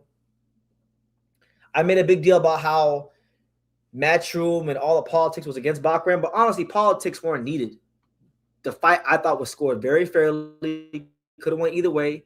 Kelly, I thought, probably nicked it by a point, and he deserved and earned the right to call himself world champion, right? So that being said, what the hell is next for we'll get to Kelly in a second. We've been talking about Kelly. What the hell is next for our boy Bakram? Because this guy, like, he couldn't get fights when he was champion. So look, when he became mandatory challenger, right? Charlo paid him step-aside money. Had to wait for years upon years. Beats Tim Tszyu, had to wait a year and a half to fight. So he wasn't getting fights when he wasn't champion, and he wasn't getting fights when he was champion. So if he's not champion again, and there's not a whole lot of money in fighting him, because you got to remember, Bakram is promoted by Kathy Duva in main events, and Kathy Duva in main events, they was making some noise in the early 2000s, in the 90s, and back in the day. But we decades ahead now. Like they don't got the pool in boxing like they used to have. You understand? So Bakram will always be the B side, because he doesn't have he's not signed to a promoter who even has a network for him to fight on that has, you know, the backing, right? So I think it's a fair question to ask. Did Josh Kelly effectively just turn Bakram Murtazalia into a Zuffa boxing fighter? Because if you think about it, Bakram Murtazalia, he fits the exact profile of a lot of these Zuffa boxing guys. You know, he's Chechnyan. You know, Dana White loves him, Chechnyan Russians. You know, he don't speak no English, right? Dana White loves them fighters. He's big, strong, scary-looking Russian. Dana White loves those fighters, right? And he's not making a ton of money, or he's not on the right side of politics in favorable circumstances under the current landscape of the fight game right now. So a guy like Bakram would probably benefit the most from Zuffa boxing, because yeah, sure, he probably won't make the money that he made as world champion fighting Josh Kelly. But Zuffa boxing has a lot of dates. They have a lot of they have a lot of dates. They have a consistent schedule of fights. So he can go that route, and I think it might be the best thing for his career because I'm telling you, these dudes are not going to fight him. You think Usima, like you think a guy like, I don't know, you think Nikita Zoo is going to fight Bakram? You think Callum Walsh is going to fight Bakram? Like them guys are not going to fight Bakram, right? Well, maybe Callum Walsh will because Callum Walsh is Zuffa, but like all non-Zuffa contenders are not going to be jumping to fight Bakram because even though he's limited, even though his defense is leaky, even though his footwork ain't great, that dude applies consistent pressure. He knows how to get to you eventually. Because credit to Kelly. Kelly moved about as good as you can, but you can only run but for so long. At some point, you got to go in there and fight. And when it came down to it, he got put on the canvas 2 times. So really and truthfully, I think that's where he's going. What do you guys think?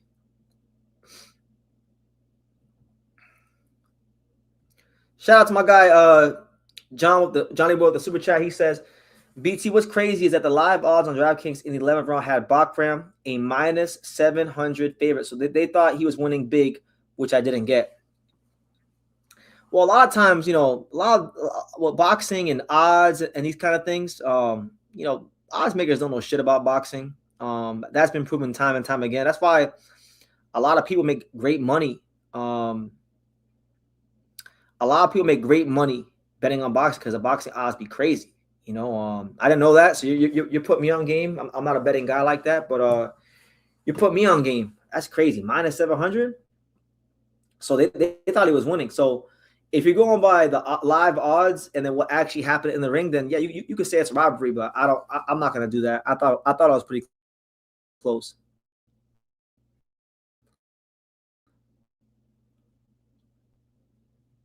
Thank you, Johnny Boy. What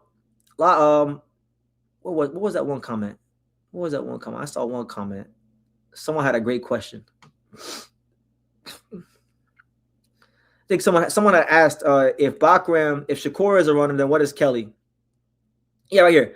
If Shakur Stevenson is a runner, what do you call what Josh Kelly did? I mean, to be fair, Josh Kelly did get a knockdown. Like Shakur didn't get no knockdowns, but no, I don't think he was running. I don't think he was running because you can't say he was running because he was sitting on those shots. He was counter punching.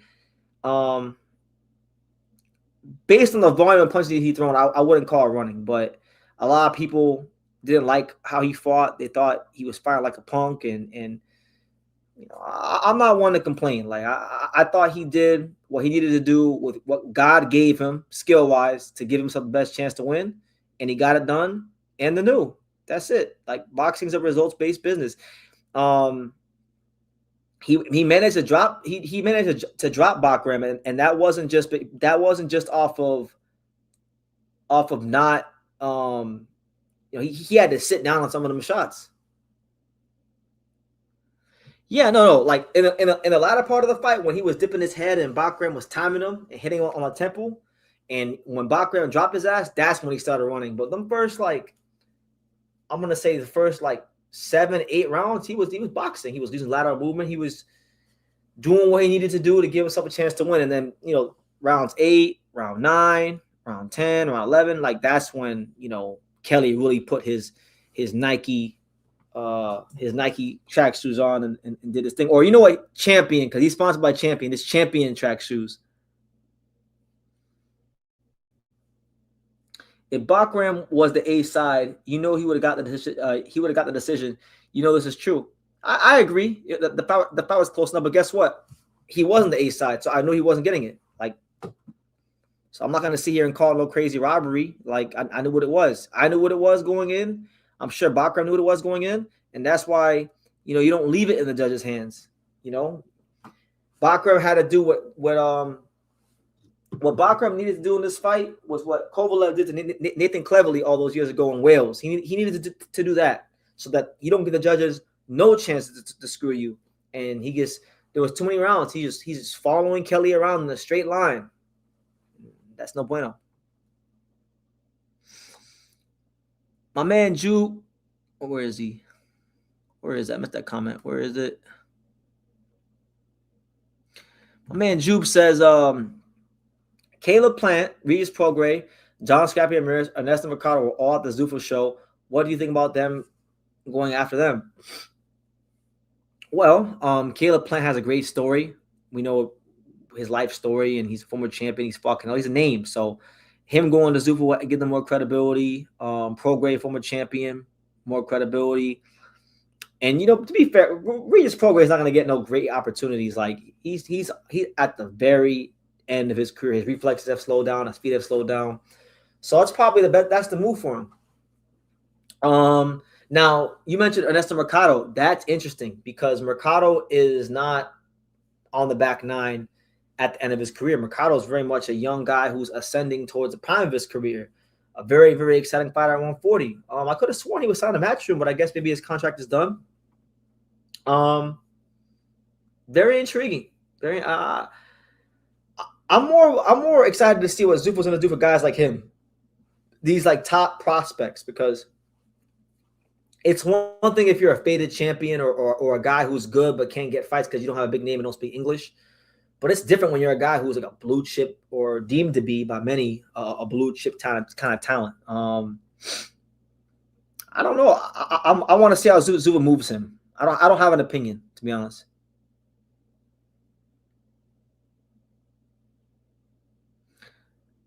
My man said, "Go watch Jermaine versus Teo. That's how you watch." Man, look, I was there. What's that right there? I was there. I was there. I seen it live in the flesh. I was there, champ. Eddie is protecting Dalton Smith from Ernesto Mercado. I was holding out hope that the fight was always going to be Ernesto Mercado versus Adam Azim. I want to see Adam Azim versus Ernesto Mercado. That to me was like one of the fights of the future, to be honest with you. But I digress. Let me see something. I'm trying to load these tweets up because there's one last talk. I got one final talking point, and then we're gonna pivot up on out of here. It's being too slow, so fuck it. I'm not gonna wait for that to load up. I'm just gonna get right to it, right? So my last and my final talking point. By the way, I had, just so you know, I had Jermaine winning that fight.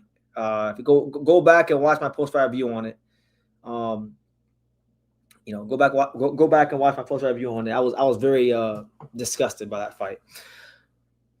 But my last talking point, and some of you may like it, some of you may not.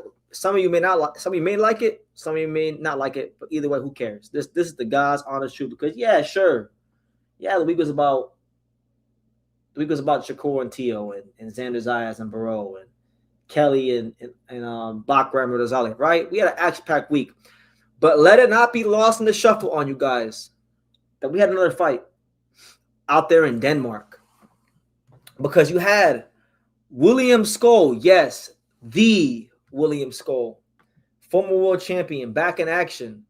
And he was taking on Jacob Bank. Now, I'm not going to sit here and act like I know a ton about Jacob Bank. I just know that he's from Denmark. He's a guy whose name I always see in the rankings. And I know that, if I were to ask you, if I would have said, hey, chat, hey, viewers, if who do you think is a better fighter? Canelo Alvarez, Terrence Crawford, or I'll just say Canelo Alvarez or Jacob Bank. If I said, who do you think is a better fighter, Canelo Alvarez or Jacob Bank, pretty much all you guys are going to say Canelo Alvarez is way better than Jacob Bank. Who on God's green earth is Jacob Bank? I'm going to tell you who Jacob Bank is. Jacob Bank is the dude who did what Canelo couldn't do. All right? He did what Canelo couldn't do. He took William Skoll, he folded him up like a blue steel chair, and he sat his ass down. And he parked him, and he stopped him. And, a lot of times, wins and losses on a fighter's resume, they can age like wine or they can age like milk. And in this case, Canelo on Crawford's resume is aging like milk. And it's proving that Canelo, towards the end of his career, has aged like milk. So, yes, Canelo and Crawford exposed by William Scoll getting stopped by Jacob Bank. Yes, because everyone's making this big deal. Like, yeah, it's great. Crawford went up to 168, and congrats to him. 3-time undisputed, all that blase. One of the best of all time. We already did all that. But time is the best revealer of all, and class tells over time. And Canelo Alvarez he looked like dog shit when he fought William Scoll before Terence Crawford. Then he looked like dog shit when he fought Terence Crawford. And odds are, depending on who he fights, he's probably going to look like dog shit again after Terence Crawford, right? And he couldn't get this guy out of there. And mind you, William Scoll, he fought Vladimir Shishkin for the world title.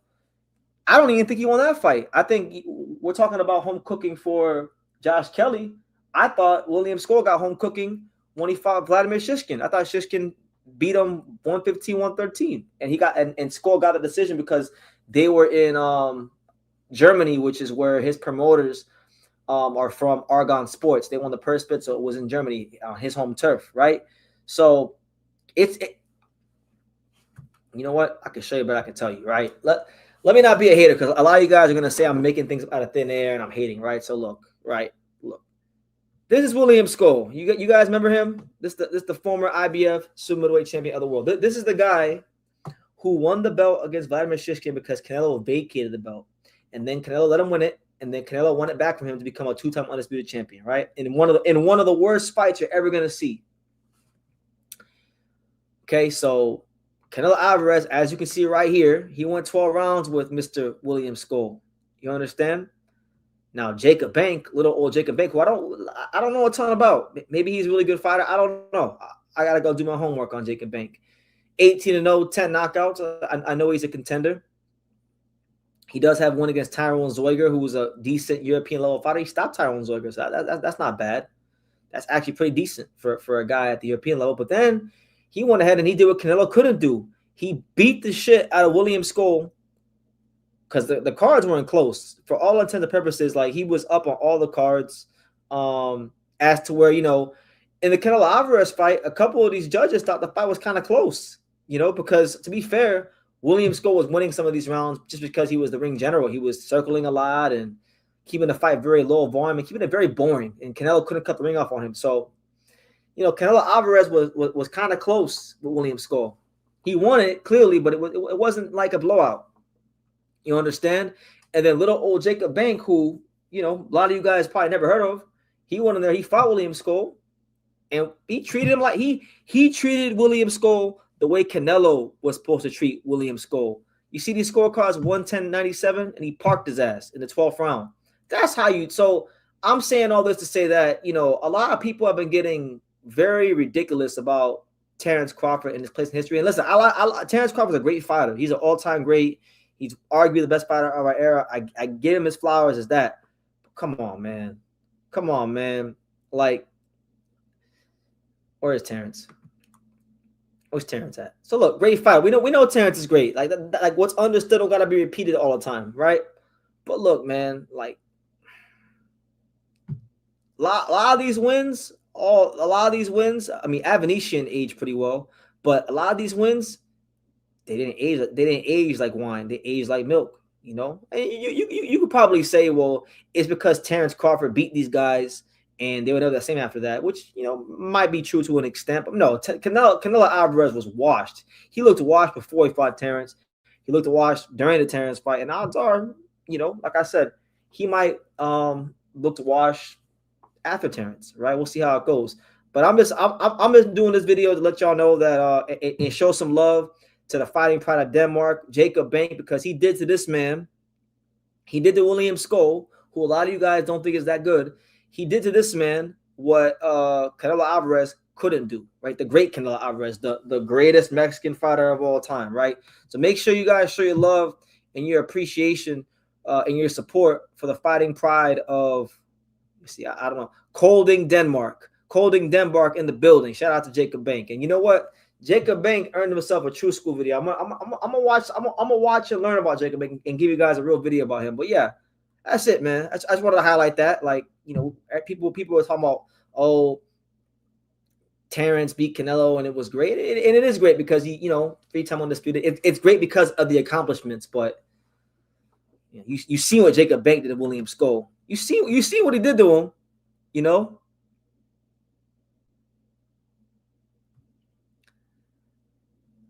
You gotta watch the fight though, bro. Skull stood in front of Bank all night long. I mean, Canelo Alvarez could have did the same thing if he cut the ring off, right? You supposed to be up there with Salvador Sanchez. You supposed to be up there with Ricardo Lopez. These are the guys. These are the guys that I was told for many years that Canelo Alvarez is better than. Some people still say that like Canelo Alvarez is better than Salvador Sanchez, Ricardo Lopez. And I told you guys for years he's not on that level, right? But it is what it is. I mean, I'm just having fun. I'm having fun, bro. I'm just saying, just rid me that one. Like, who's Jacob Bank? Jacob Bank? I need it. Well, I gotta sign a pay stub. Do I gotta write a routing number down, my account number? Like, we talk about Jacob Bank, Jacob TD Bank, Jacob Bank Atlantic, Jacob City Bank. What we talking about? Like, good win from him. I'm not trying to make fun of Jacob Bank. I'm just saying, like, wins age and wins don't age well, and it is what it is. Hopefully, listen. One thing I love about boxing is I love boxing being a global sport. So if a guy from a country that normally doesn't produce boxers at the high level can, sell tickets and make boxing healthy in a certain part of the world, then I'm all for that. I'm all for the global health of a sport that I love and care about very, very much. And people may say BT are hating on Crawford, but I'm just highlighting something. That's all. Terrence Crawford's a great fighter. He's going to the Hall of Fame. He's got millions upon millions upon millions of dollars. He's the truth. He's a great fighter. We can't take that from Terrence. So my opinion shouldn't matter. I'm just talking boxing. I'm just having fun. Don't take it too personal. But let me see. I think I ran through all my talking points. So listen, guys, I ran through all my talking points, almost at the 2-hour mark. I'm gonna stay for like 15 to 21 minutes, and then I'm gonna go up. I'm gonna go dip. I'm gonna get up out of here and dip. But yeah, man. What you guys think? Crawford also had to come up multiple divisions. LOL at 37 years old. Okay. The win is great. I'm not saying the win isn't great. I'm just saying it ain't aging well. Everyone is saying that this is his best win, right? So I'm just saying, like, make it what you will. I don't know, man. Like, to be honest with you, maybe Canelo Alvarez could counterpunch a guy like and Billy, but I don't know, man. His pressure is different. His pressure is really different. Like you saw the way Lester, because Lester Martinez, ask Terrence, Lester Martinez is really punching like that, and he couldn't put down in Billy. He really couldn't. So at this age, coming off the Crawford fight, nah, man, I don't like that fight for him, to be honest.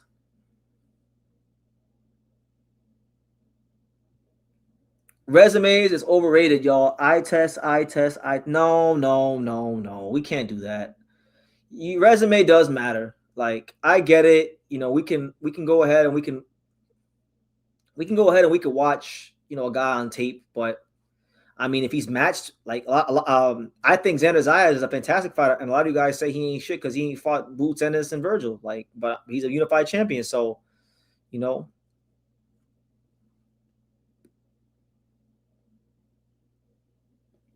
Fresh BX. What did Justin say?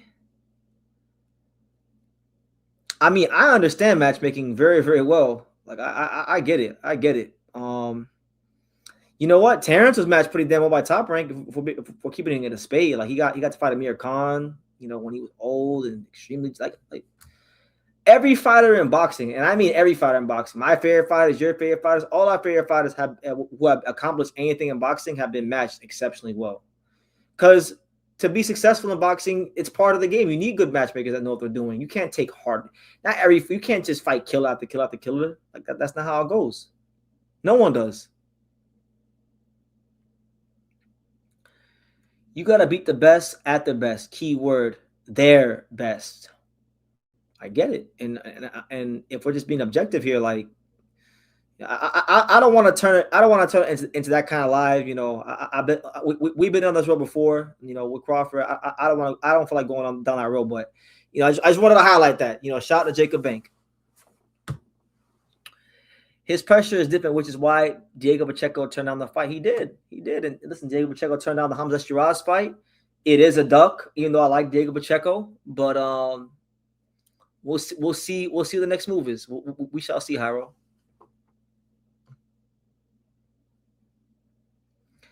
Terrence beat the odds, though. He wasn't supposed to do what he did. He wasn't supposed to even make it. I mean, to a point. Like, I'll say that for the first half of his career. So, from his pro debut all the way up to, I'll say Ndongo's the cutoff. And really, that's me being generous because, once he got around fighting like once he beat Gamboa, after that, the expectation was that Terrence Crawford was going to be this great fighter, right? Now, early on, when he was fighting on these Brandon Rios undercards and things like that on the prelims, yeah, nobody wanted to sign him out the amateurs because he was a guy from Omaha. But after a certain point, it's like, no. HBO boxing is pumping money into your career. Top Rank boxing is pumping money into your career.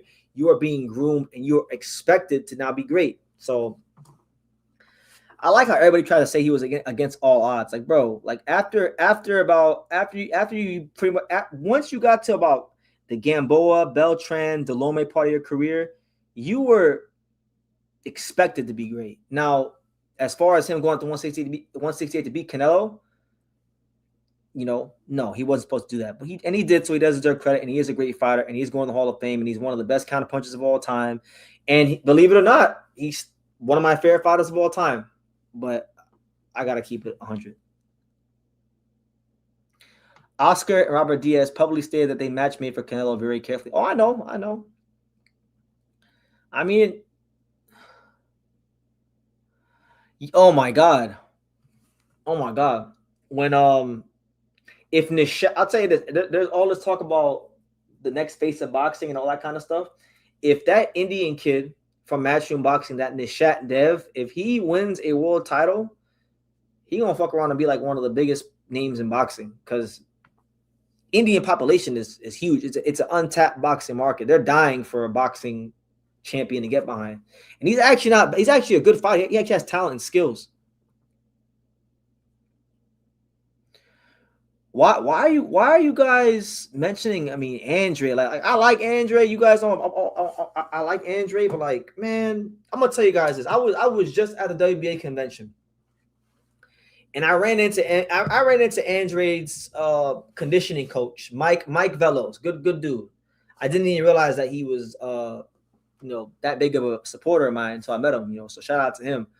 But I asked his conditioning coach. I said, hey man, what's up with Boo Boo? Like, is he gonna fight again? Like, is he retired? And he's like, no, he's not retired. He's just waiting for the right fight. And I'm like, well, if he's waiting for that money that he made in the Benavidez fight or Match was paying him, he's not getting that. Like, so he needs to, probably take some shorter money if he wants to still box. If not, then chill out and enjoy the fruits of your labor.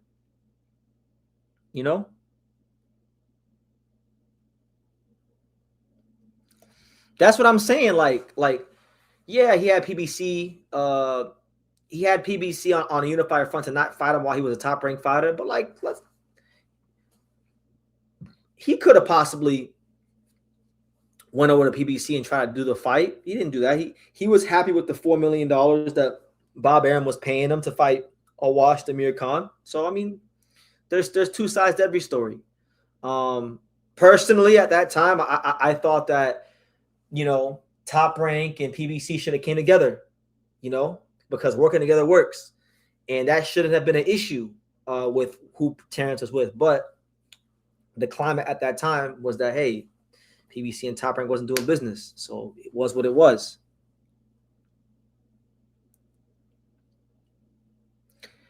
BT Devin Haney trains with Ronald Sims and is a part of Shakur's camp. Yeah, man, shout out to Coach Ron. I actually want to – that's a guy, man. I've been knowing Coach Ron Sims for, what is it now? When did I meet Coach Ron? I met Coach Ron in 2020 at Centennial Sweatbox Gym. He was down there working with some of the female fighters. And we maintained contact through the years on Instagram. Good dude, man. A genuine good dude in the fight game and a genuinely good coach as well. That's the guy I gotta get on the channel for you guys. That's one of the top interviews I need to get. I need to message him and get him on here soon. So I'm gonna let these two banger interviews that I got drop these next 2 days, and then after that we'll try to get Coach Ron on here. He's a great coach. Been a part of the USA amateur system for years. Yeah, Nishat Dev. Yeah, he trains with Ron Sims. Yep, that's his coach. In fact, what's funny was I met Nishat Dev in November of 2024, the night I was covering Floyd Schofield versus Renee Talise-Garome, and I saw Coach Ron, and he introduced me to Nishat Dev. At that time, I don't even think I even knew Nishat Dev was like who he really was like that, and I was kind of in a rush to go see somebody, so I wasn't even like fully there. But then like the day after, a couple of days after, I realized, oh shit, this kid's actually pretty good. He's an Olympian, and that was like when he first got to the States. So yeah, that's his coach.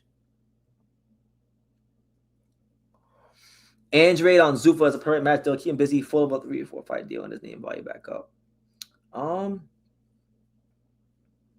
I mean, if he's willing to take that kind of money, sure. But Andre's been paying a lot of money over the years, guys. He's gonna want a lot. So I don't know if Zuffa will give him what he wants. They'll have to negotiate. Oh man, I've always told you what it was when it came to those unifications. I've always told you what it is. I want Angelo Leo to be in all those fights. Ball, Shushu. Listen, you can mix and match any of those guys. You could do Ball versus Espinoza versus Leo versus Ball, Shushu versus Leo. All those fights are fire. All those fights are banger. But I would be remiss if I didn't at least say that Nick Ball better just worry about Brandon Figueroa, because even though I don't like Brandon Figueroa, I don't think he's particularly that good at featherweight, and I don't think he deserves a title shot because I thought he lost to Joet Gonzalez. He's still big for the weight class. He's a guy that's going to be right there in the pocket. So Nick Ball, this is a fight for Nick Ball coming up against Figueroa, where he's going to have to show a bit of his craft, his overall skill set. But yeah, as far as the unification fights, man, when I think about my boy Angelo fighting them guys like Espinoza and Ball and Shushu, it makes the hairs on my arms stand up.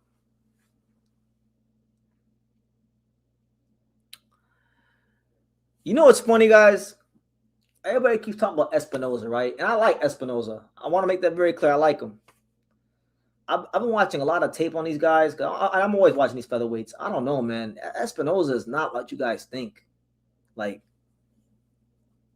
to be honest with you, he's good, but he ain't as good as you guys think he is. Shushu will take out Ball and Leo. Espinoza's height and reach is a cheat code. I don't think it is. I just think I think matching him very, very well and making him look better than he actually is. That's what I think. To be honest, if I'm just keeping it a spade, good fun fighter, good action fighter, tough Mexican warrior, all that stuff. But Espinoza hasn't learned how to use his frame yet. He does a lot of things wrong. His day's coming. If he fights.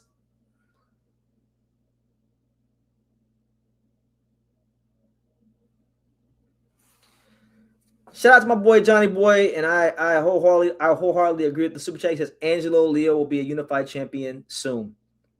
It all depends on when and if. I won't say if. I think it's coming. I think it'll either be Ball or Shushu by the end of this year. That's what I really believe. But I agree. I've been telling you. Listen, my stance has been the same. Like, my stance has been the same since the day he stepped in, since November 1st of 2023, when Angelo stepped foot in this weight class. I've been telling y'all what it is, and my stance has not changed.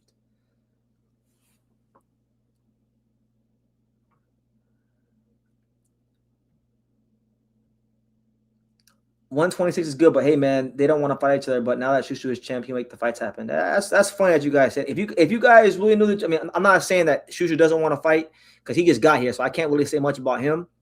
But if you guys really knew the truth, if you guys really, really knew what was going on, you wouldn't talk like that.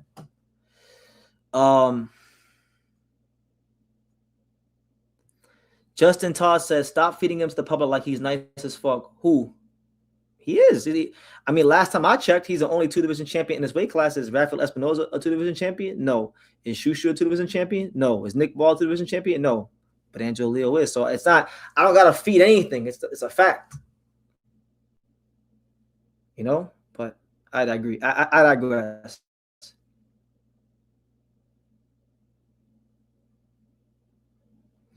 BT, what happened with that lean fight? Damn, Raiz can't catch a break. Happy for Angelo though. I mean, right now I don't know what happened with that fight. I don't know. I mean, I've heard all kinds of names. I've heard all kinds of crazy names from everything from Raiz Salim to Diamani. Diamani was the original opponent. Then I've heard Espinoza.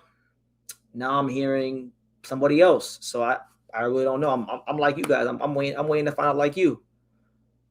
What I do know though is that at the conclusion of Ryan Garcia versus Mario Barrios, I'm going to training camp. I'm going to training camp with Angelo. So we'll be ready, whoever it is.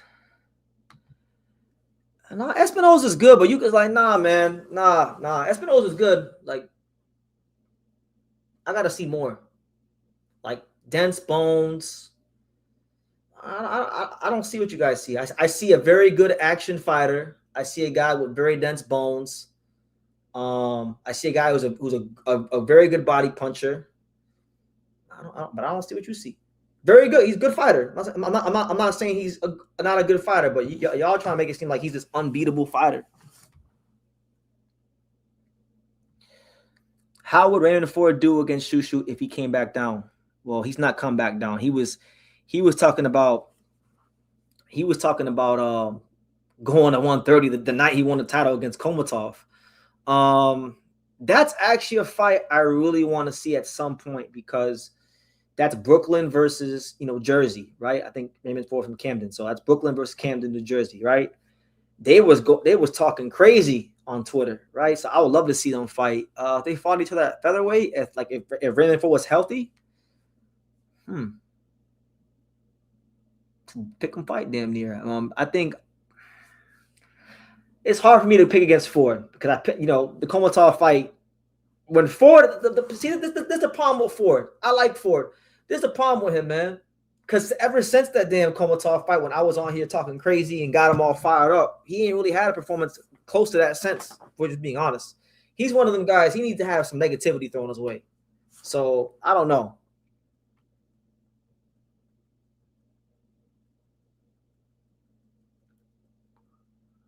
Well, that's because that, in my opinion, that's what I think is his best attribute. It's not necessarily his volume punching or his boxing skills. It's his bone structure. I think that's what makes him so dangerous. He's got these fucking dense bones. One punch from him, flush on the orbital bone, it adds up faster than from somebody else. So that's why I bring it up. A good amount of these featherweights are still waiting for the in-away paycheck.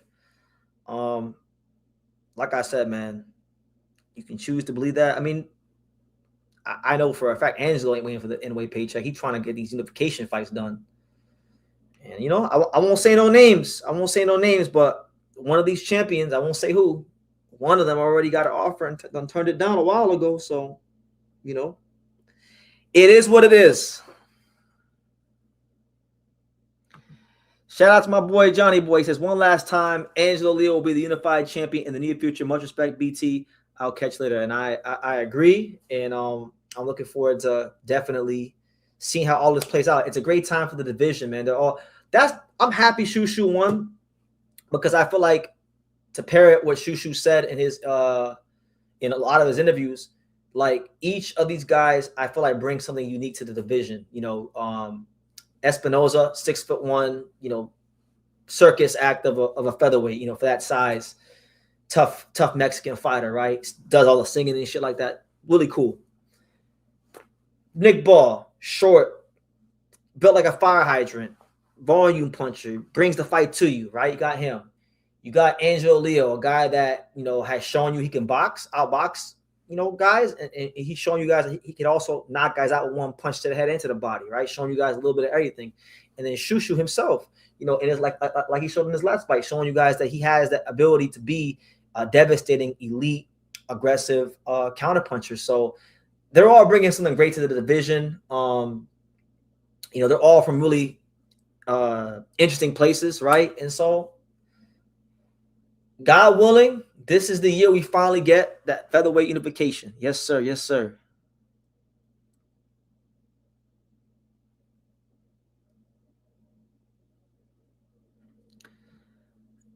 My man said, the dude said he wanted to fight possible. I'll tell you that he's cloud chasing, saying that. A lot of this stuff is just business, guys, to be honest. It's very few guys that actually go ahead and duck. But it does happen, though.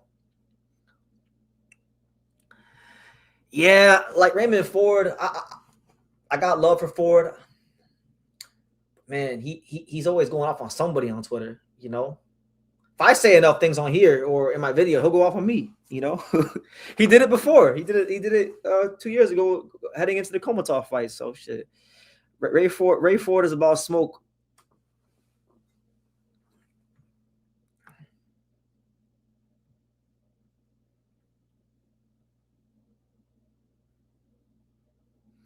What we at right now? We're at 2 hours and 17 minutes. Okay, we're at 2 hours and 17 minutes. All right, so we're almost at 2.5 hours. Fuck it. Let's make it 2.5 hours. We'll go 13 more minutes. I'm already here anyway. You guys got me pumped up and fired up. And what's crazy is a lot of times I start these lives, and I'm not even. Sometimes I come on these lives and I feel like I don't have the energy, and then you guys start talking, and I start talking, and then here we go. 2 hours go by, and it's a hell of a time. So then you guys make it a hell of a time. Hopefully, I made it a hell of a time for you. 93 Octane says that Nick Ball is a dirty fighter, dirtier than a bathroom. Well, that's why for me, this Brandon Figueroa fight, I hate this fight because you got one guy who's really rugged and dirty versus another guy who smothers like hell. And I think it was Fresh BX. I can't remember who it was up top, but Fresh BX said that he doesn't understand. Everyone says they don't like Brandon's style because people, it's ugly. It was effective at 122 when he was bigger and when he was very well conditioned when he was in his prime. But at 26, where the guys are a bit bigger and he never evolved as a fighter, and people get tired of watching that shit. To be honest.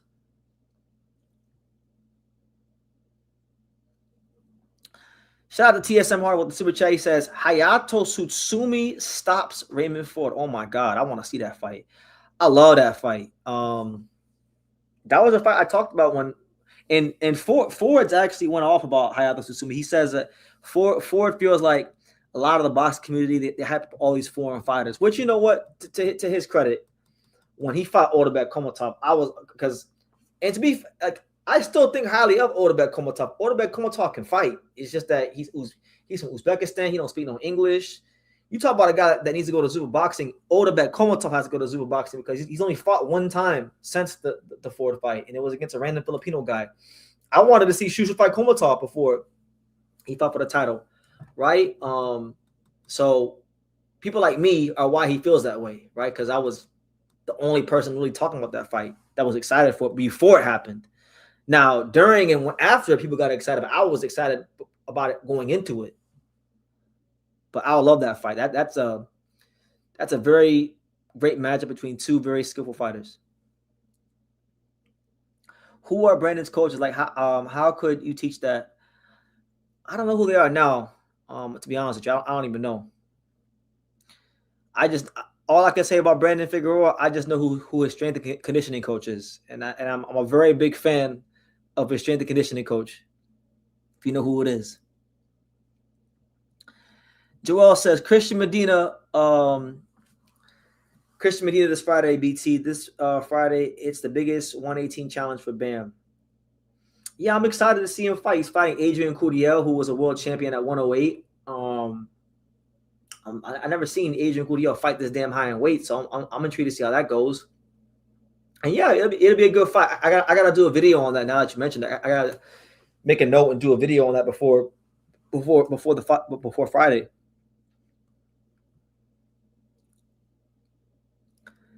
My man said that pink cat still had BT mesmerized. To be honest, man, with his conditioning coach, that's not very difficult. She's top of the line. Murtazalia versus Boychuk is a very Zuffa boxing fight. Yeah. Basically, anybody who's Russian or Eastern European or Central Asian with a weird name who can't speak English, who can't get fights, Zuffa boxing is a place for them. Straight up.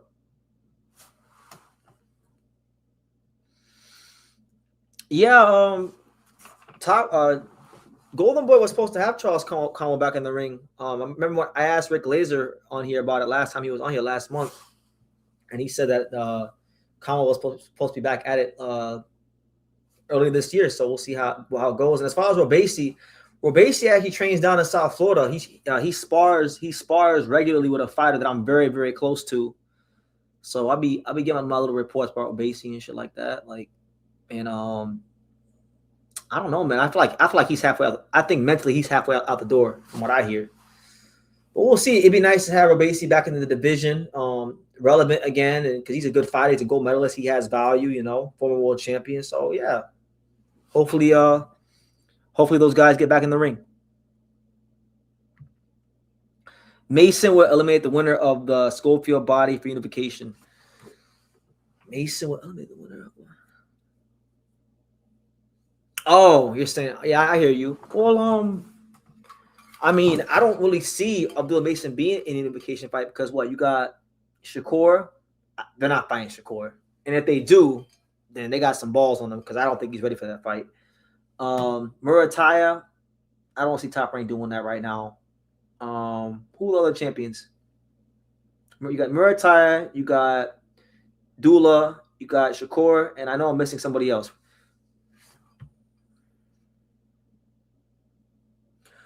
Ooh! Johnny says, 2 BTs in camp? Call me. Oh, man. I definitely will, Johnny, because we have to go ahead and start getting things right for camp, for the champ, to get ready to smoke these featherweights. Respectfully, of course. BT, how good do you think Emiliano Vargas can be? He won Prospect of the Year. Emiliano Vargas is going to be a world champion just because, first of all, Top Rank, if you thought Top Rank looked after like these guys like Brian Norman Jr. and these other fighters, I swear on my life, they're going to really, really look after Vargas because he has the look, so to speak. He's the son of a legend. I think he's a good fighter. I think reflex-wise, hand speed-wise, he checks the boxes in those areas. I think Top Rank has to be very particular about not matching him with any heavy-handed counterpunchers or just any counterpunchers in general, because you don't necessarily need to be heavy-handed to knock somebody out off a counterpunch. He does some things defensively that he needs to clean up. So I think, Top Rank will move him in a very particular way, and we'll see how it goes. But I think he'll be champion. Now, as far as him being like a pound for pound type guy, I don't is that his. I don't see him as a pound for pound type guy, but I think he'll be a guy that wins a world title. Angelo is a good fighter, but Divino is a different beast who throws consistent heat. Yes, he has major defensive fault, but he's one of them ones. He's a good fighter, bro. He's not one of the ones. The guy you mentioned first is one of them ones. You guys just don't know it yet, and you will soon find out. And if you say that Espinoza can beat Angelo, that means you're saying you can beat True School, and he ain't beating True School. No, but it'd be a great fight. Listen, all jokes aside, I want to see these fights. Like I'm a fan like you guys. I want to see the Angelo versus the Shushu, the Espinoza versus the Angelo, the Espinoza versus Ball, the Ball versus Shushu versus. Those are all banger fights, all of them.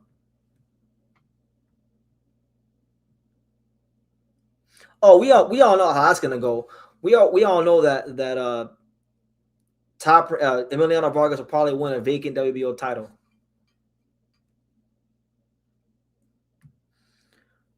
What's the update of Johnny Beck as he stripped? What is going to happen to the division? It's a great question. I haven't heard anything myself. I would like them to do something about that, because you can't just like make the guy not fight Law in unification fight and then not strip him for testing positive for meldonium, right? So they should strip him, but I haven't heard anything. So I'm like you, I'm just waiting. I haven't heard anything yet, bro. I'd love to see Hayato versus Foster. How do you see that matchup, BT? That'd be if you love a chess match, if you love like the highest levels of boxing, man, that fight's one of them ones. Fuck. Because I feel like, look, I'll put it like this. I feel like Hayato Tsutsumi, offensively, he has the deeper bag offensively, right? I feel like Foster is probably better at keeping things long at long range. Mid range and in, that figure probably Hayato. Fuck, that's tough. I'll probably go slightly, ever so slightly with Foster, but I'm talking about ever so slightly. Hayato is a beast.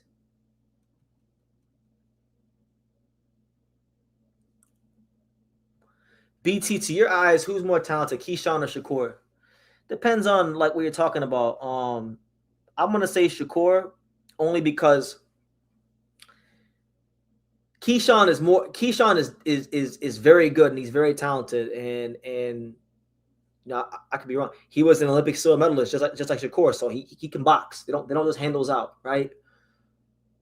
But Keyshawn Davis, he takes more chances, right? So he leaves himself to be counter more. As to where Shakur will fight more within himself, and that makes him harder to beat. So I mean, the more dynamic fighter, the guy who's probably more versatile, is Keyshawn Davis, but the guy that is harder to beat is Shakur Stevenson because of just how disciplined he is.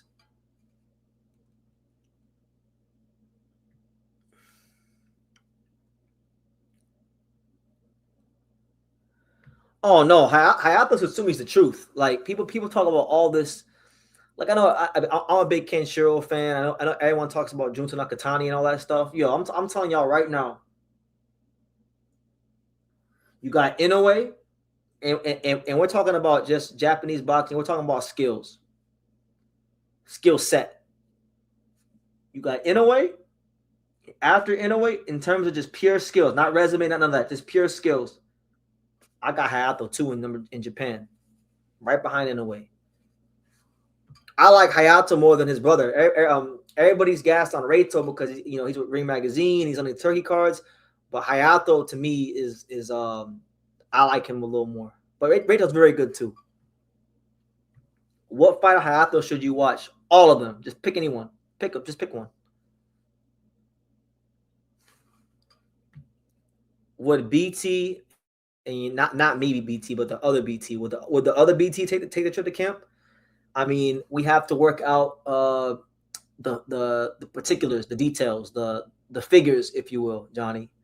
I think all these fighters, particularly sparring partners, they have responsibilities back at home. So if they're gonna leave and go across the country to help out, Angelo Leo in camp, they have to make sure that they are taken care of. So we have to work that out, and we have to see if he's interested.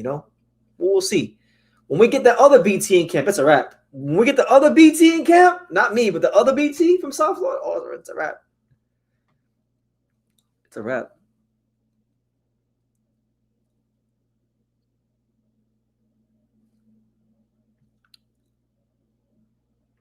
Oh, it was bad.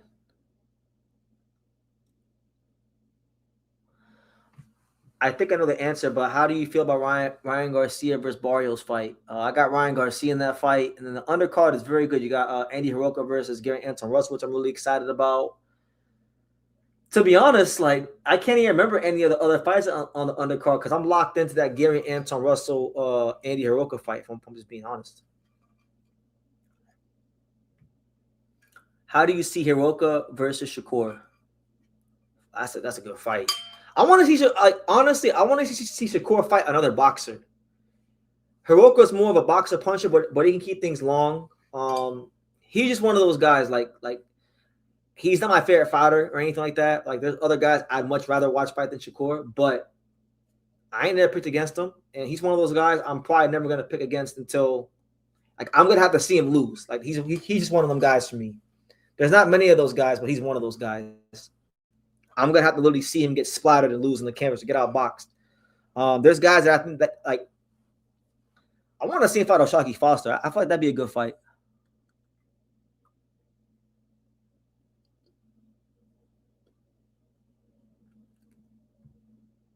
Well, there you go. Keyshawn Davis probably gonna Shakur is gonna leave that belt for Keyshawn, like he said he would. But guys, look. On that note, I'm gonna go ahead and wrap it up because I've had a very long day. I've been up since 6 a.m. working on True School Sports. I'm very tired, and I have other things I have to tend to in the boxing game in terms of training camp because the champ is going to camp, and I have to tend to some things. But listen, thank you guys so much. I'm not sure when the next live is going to be. I don't think there'll be one tomorrow, to be honest with you.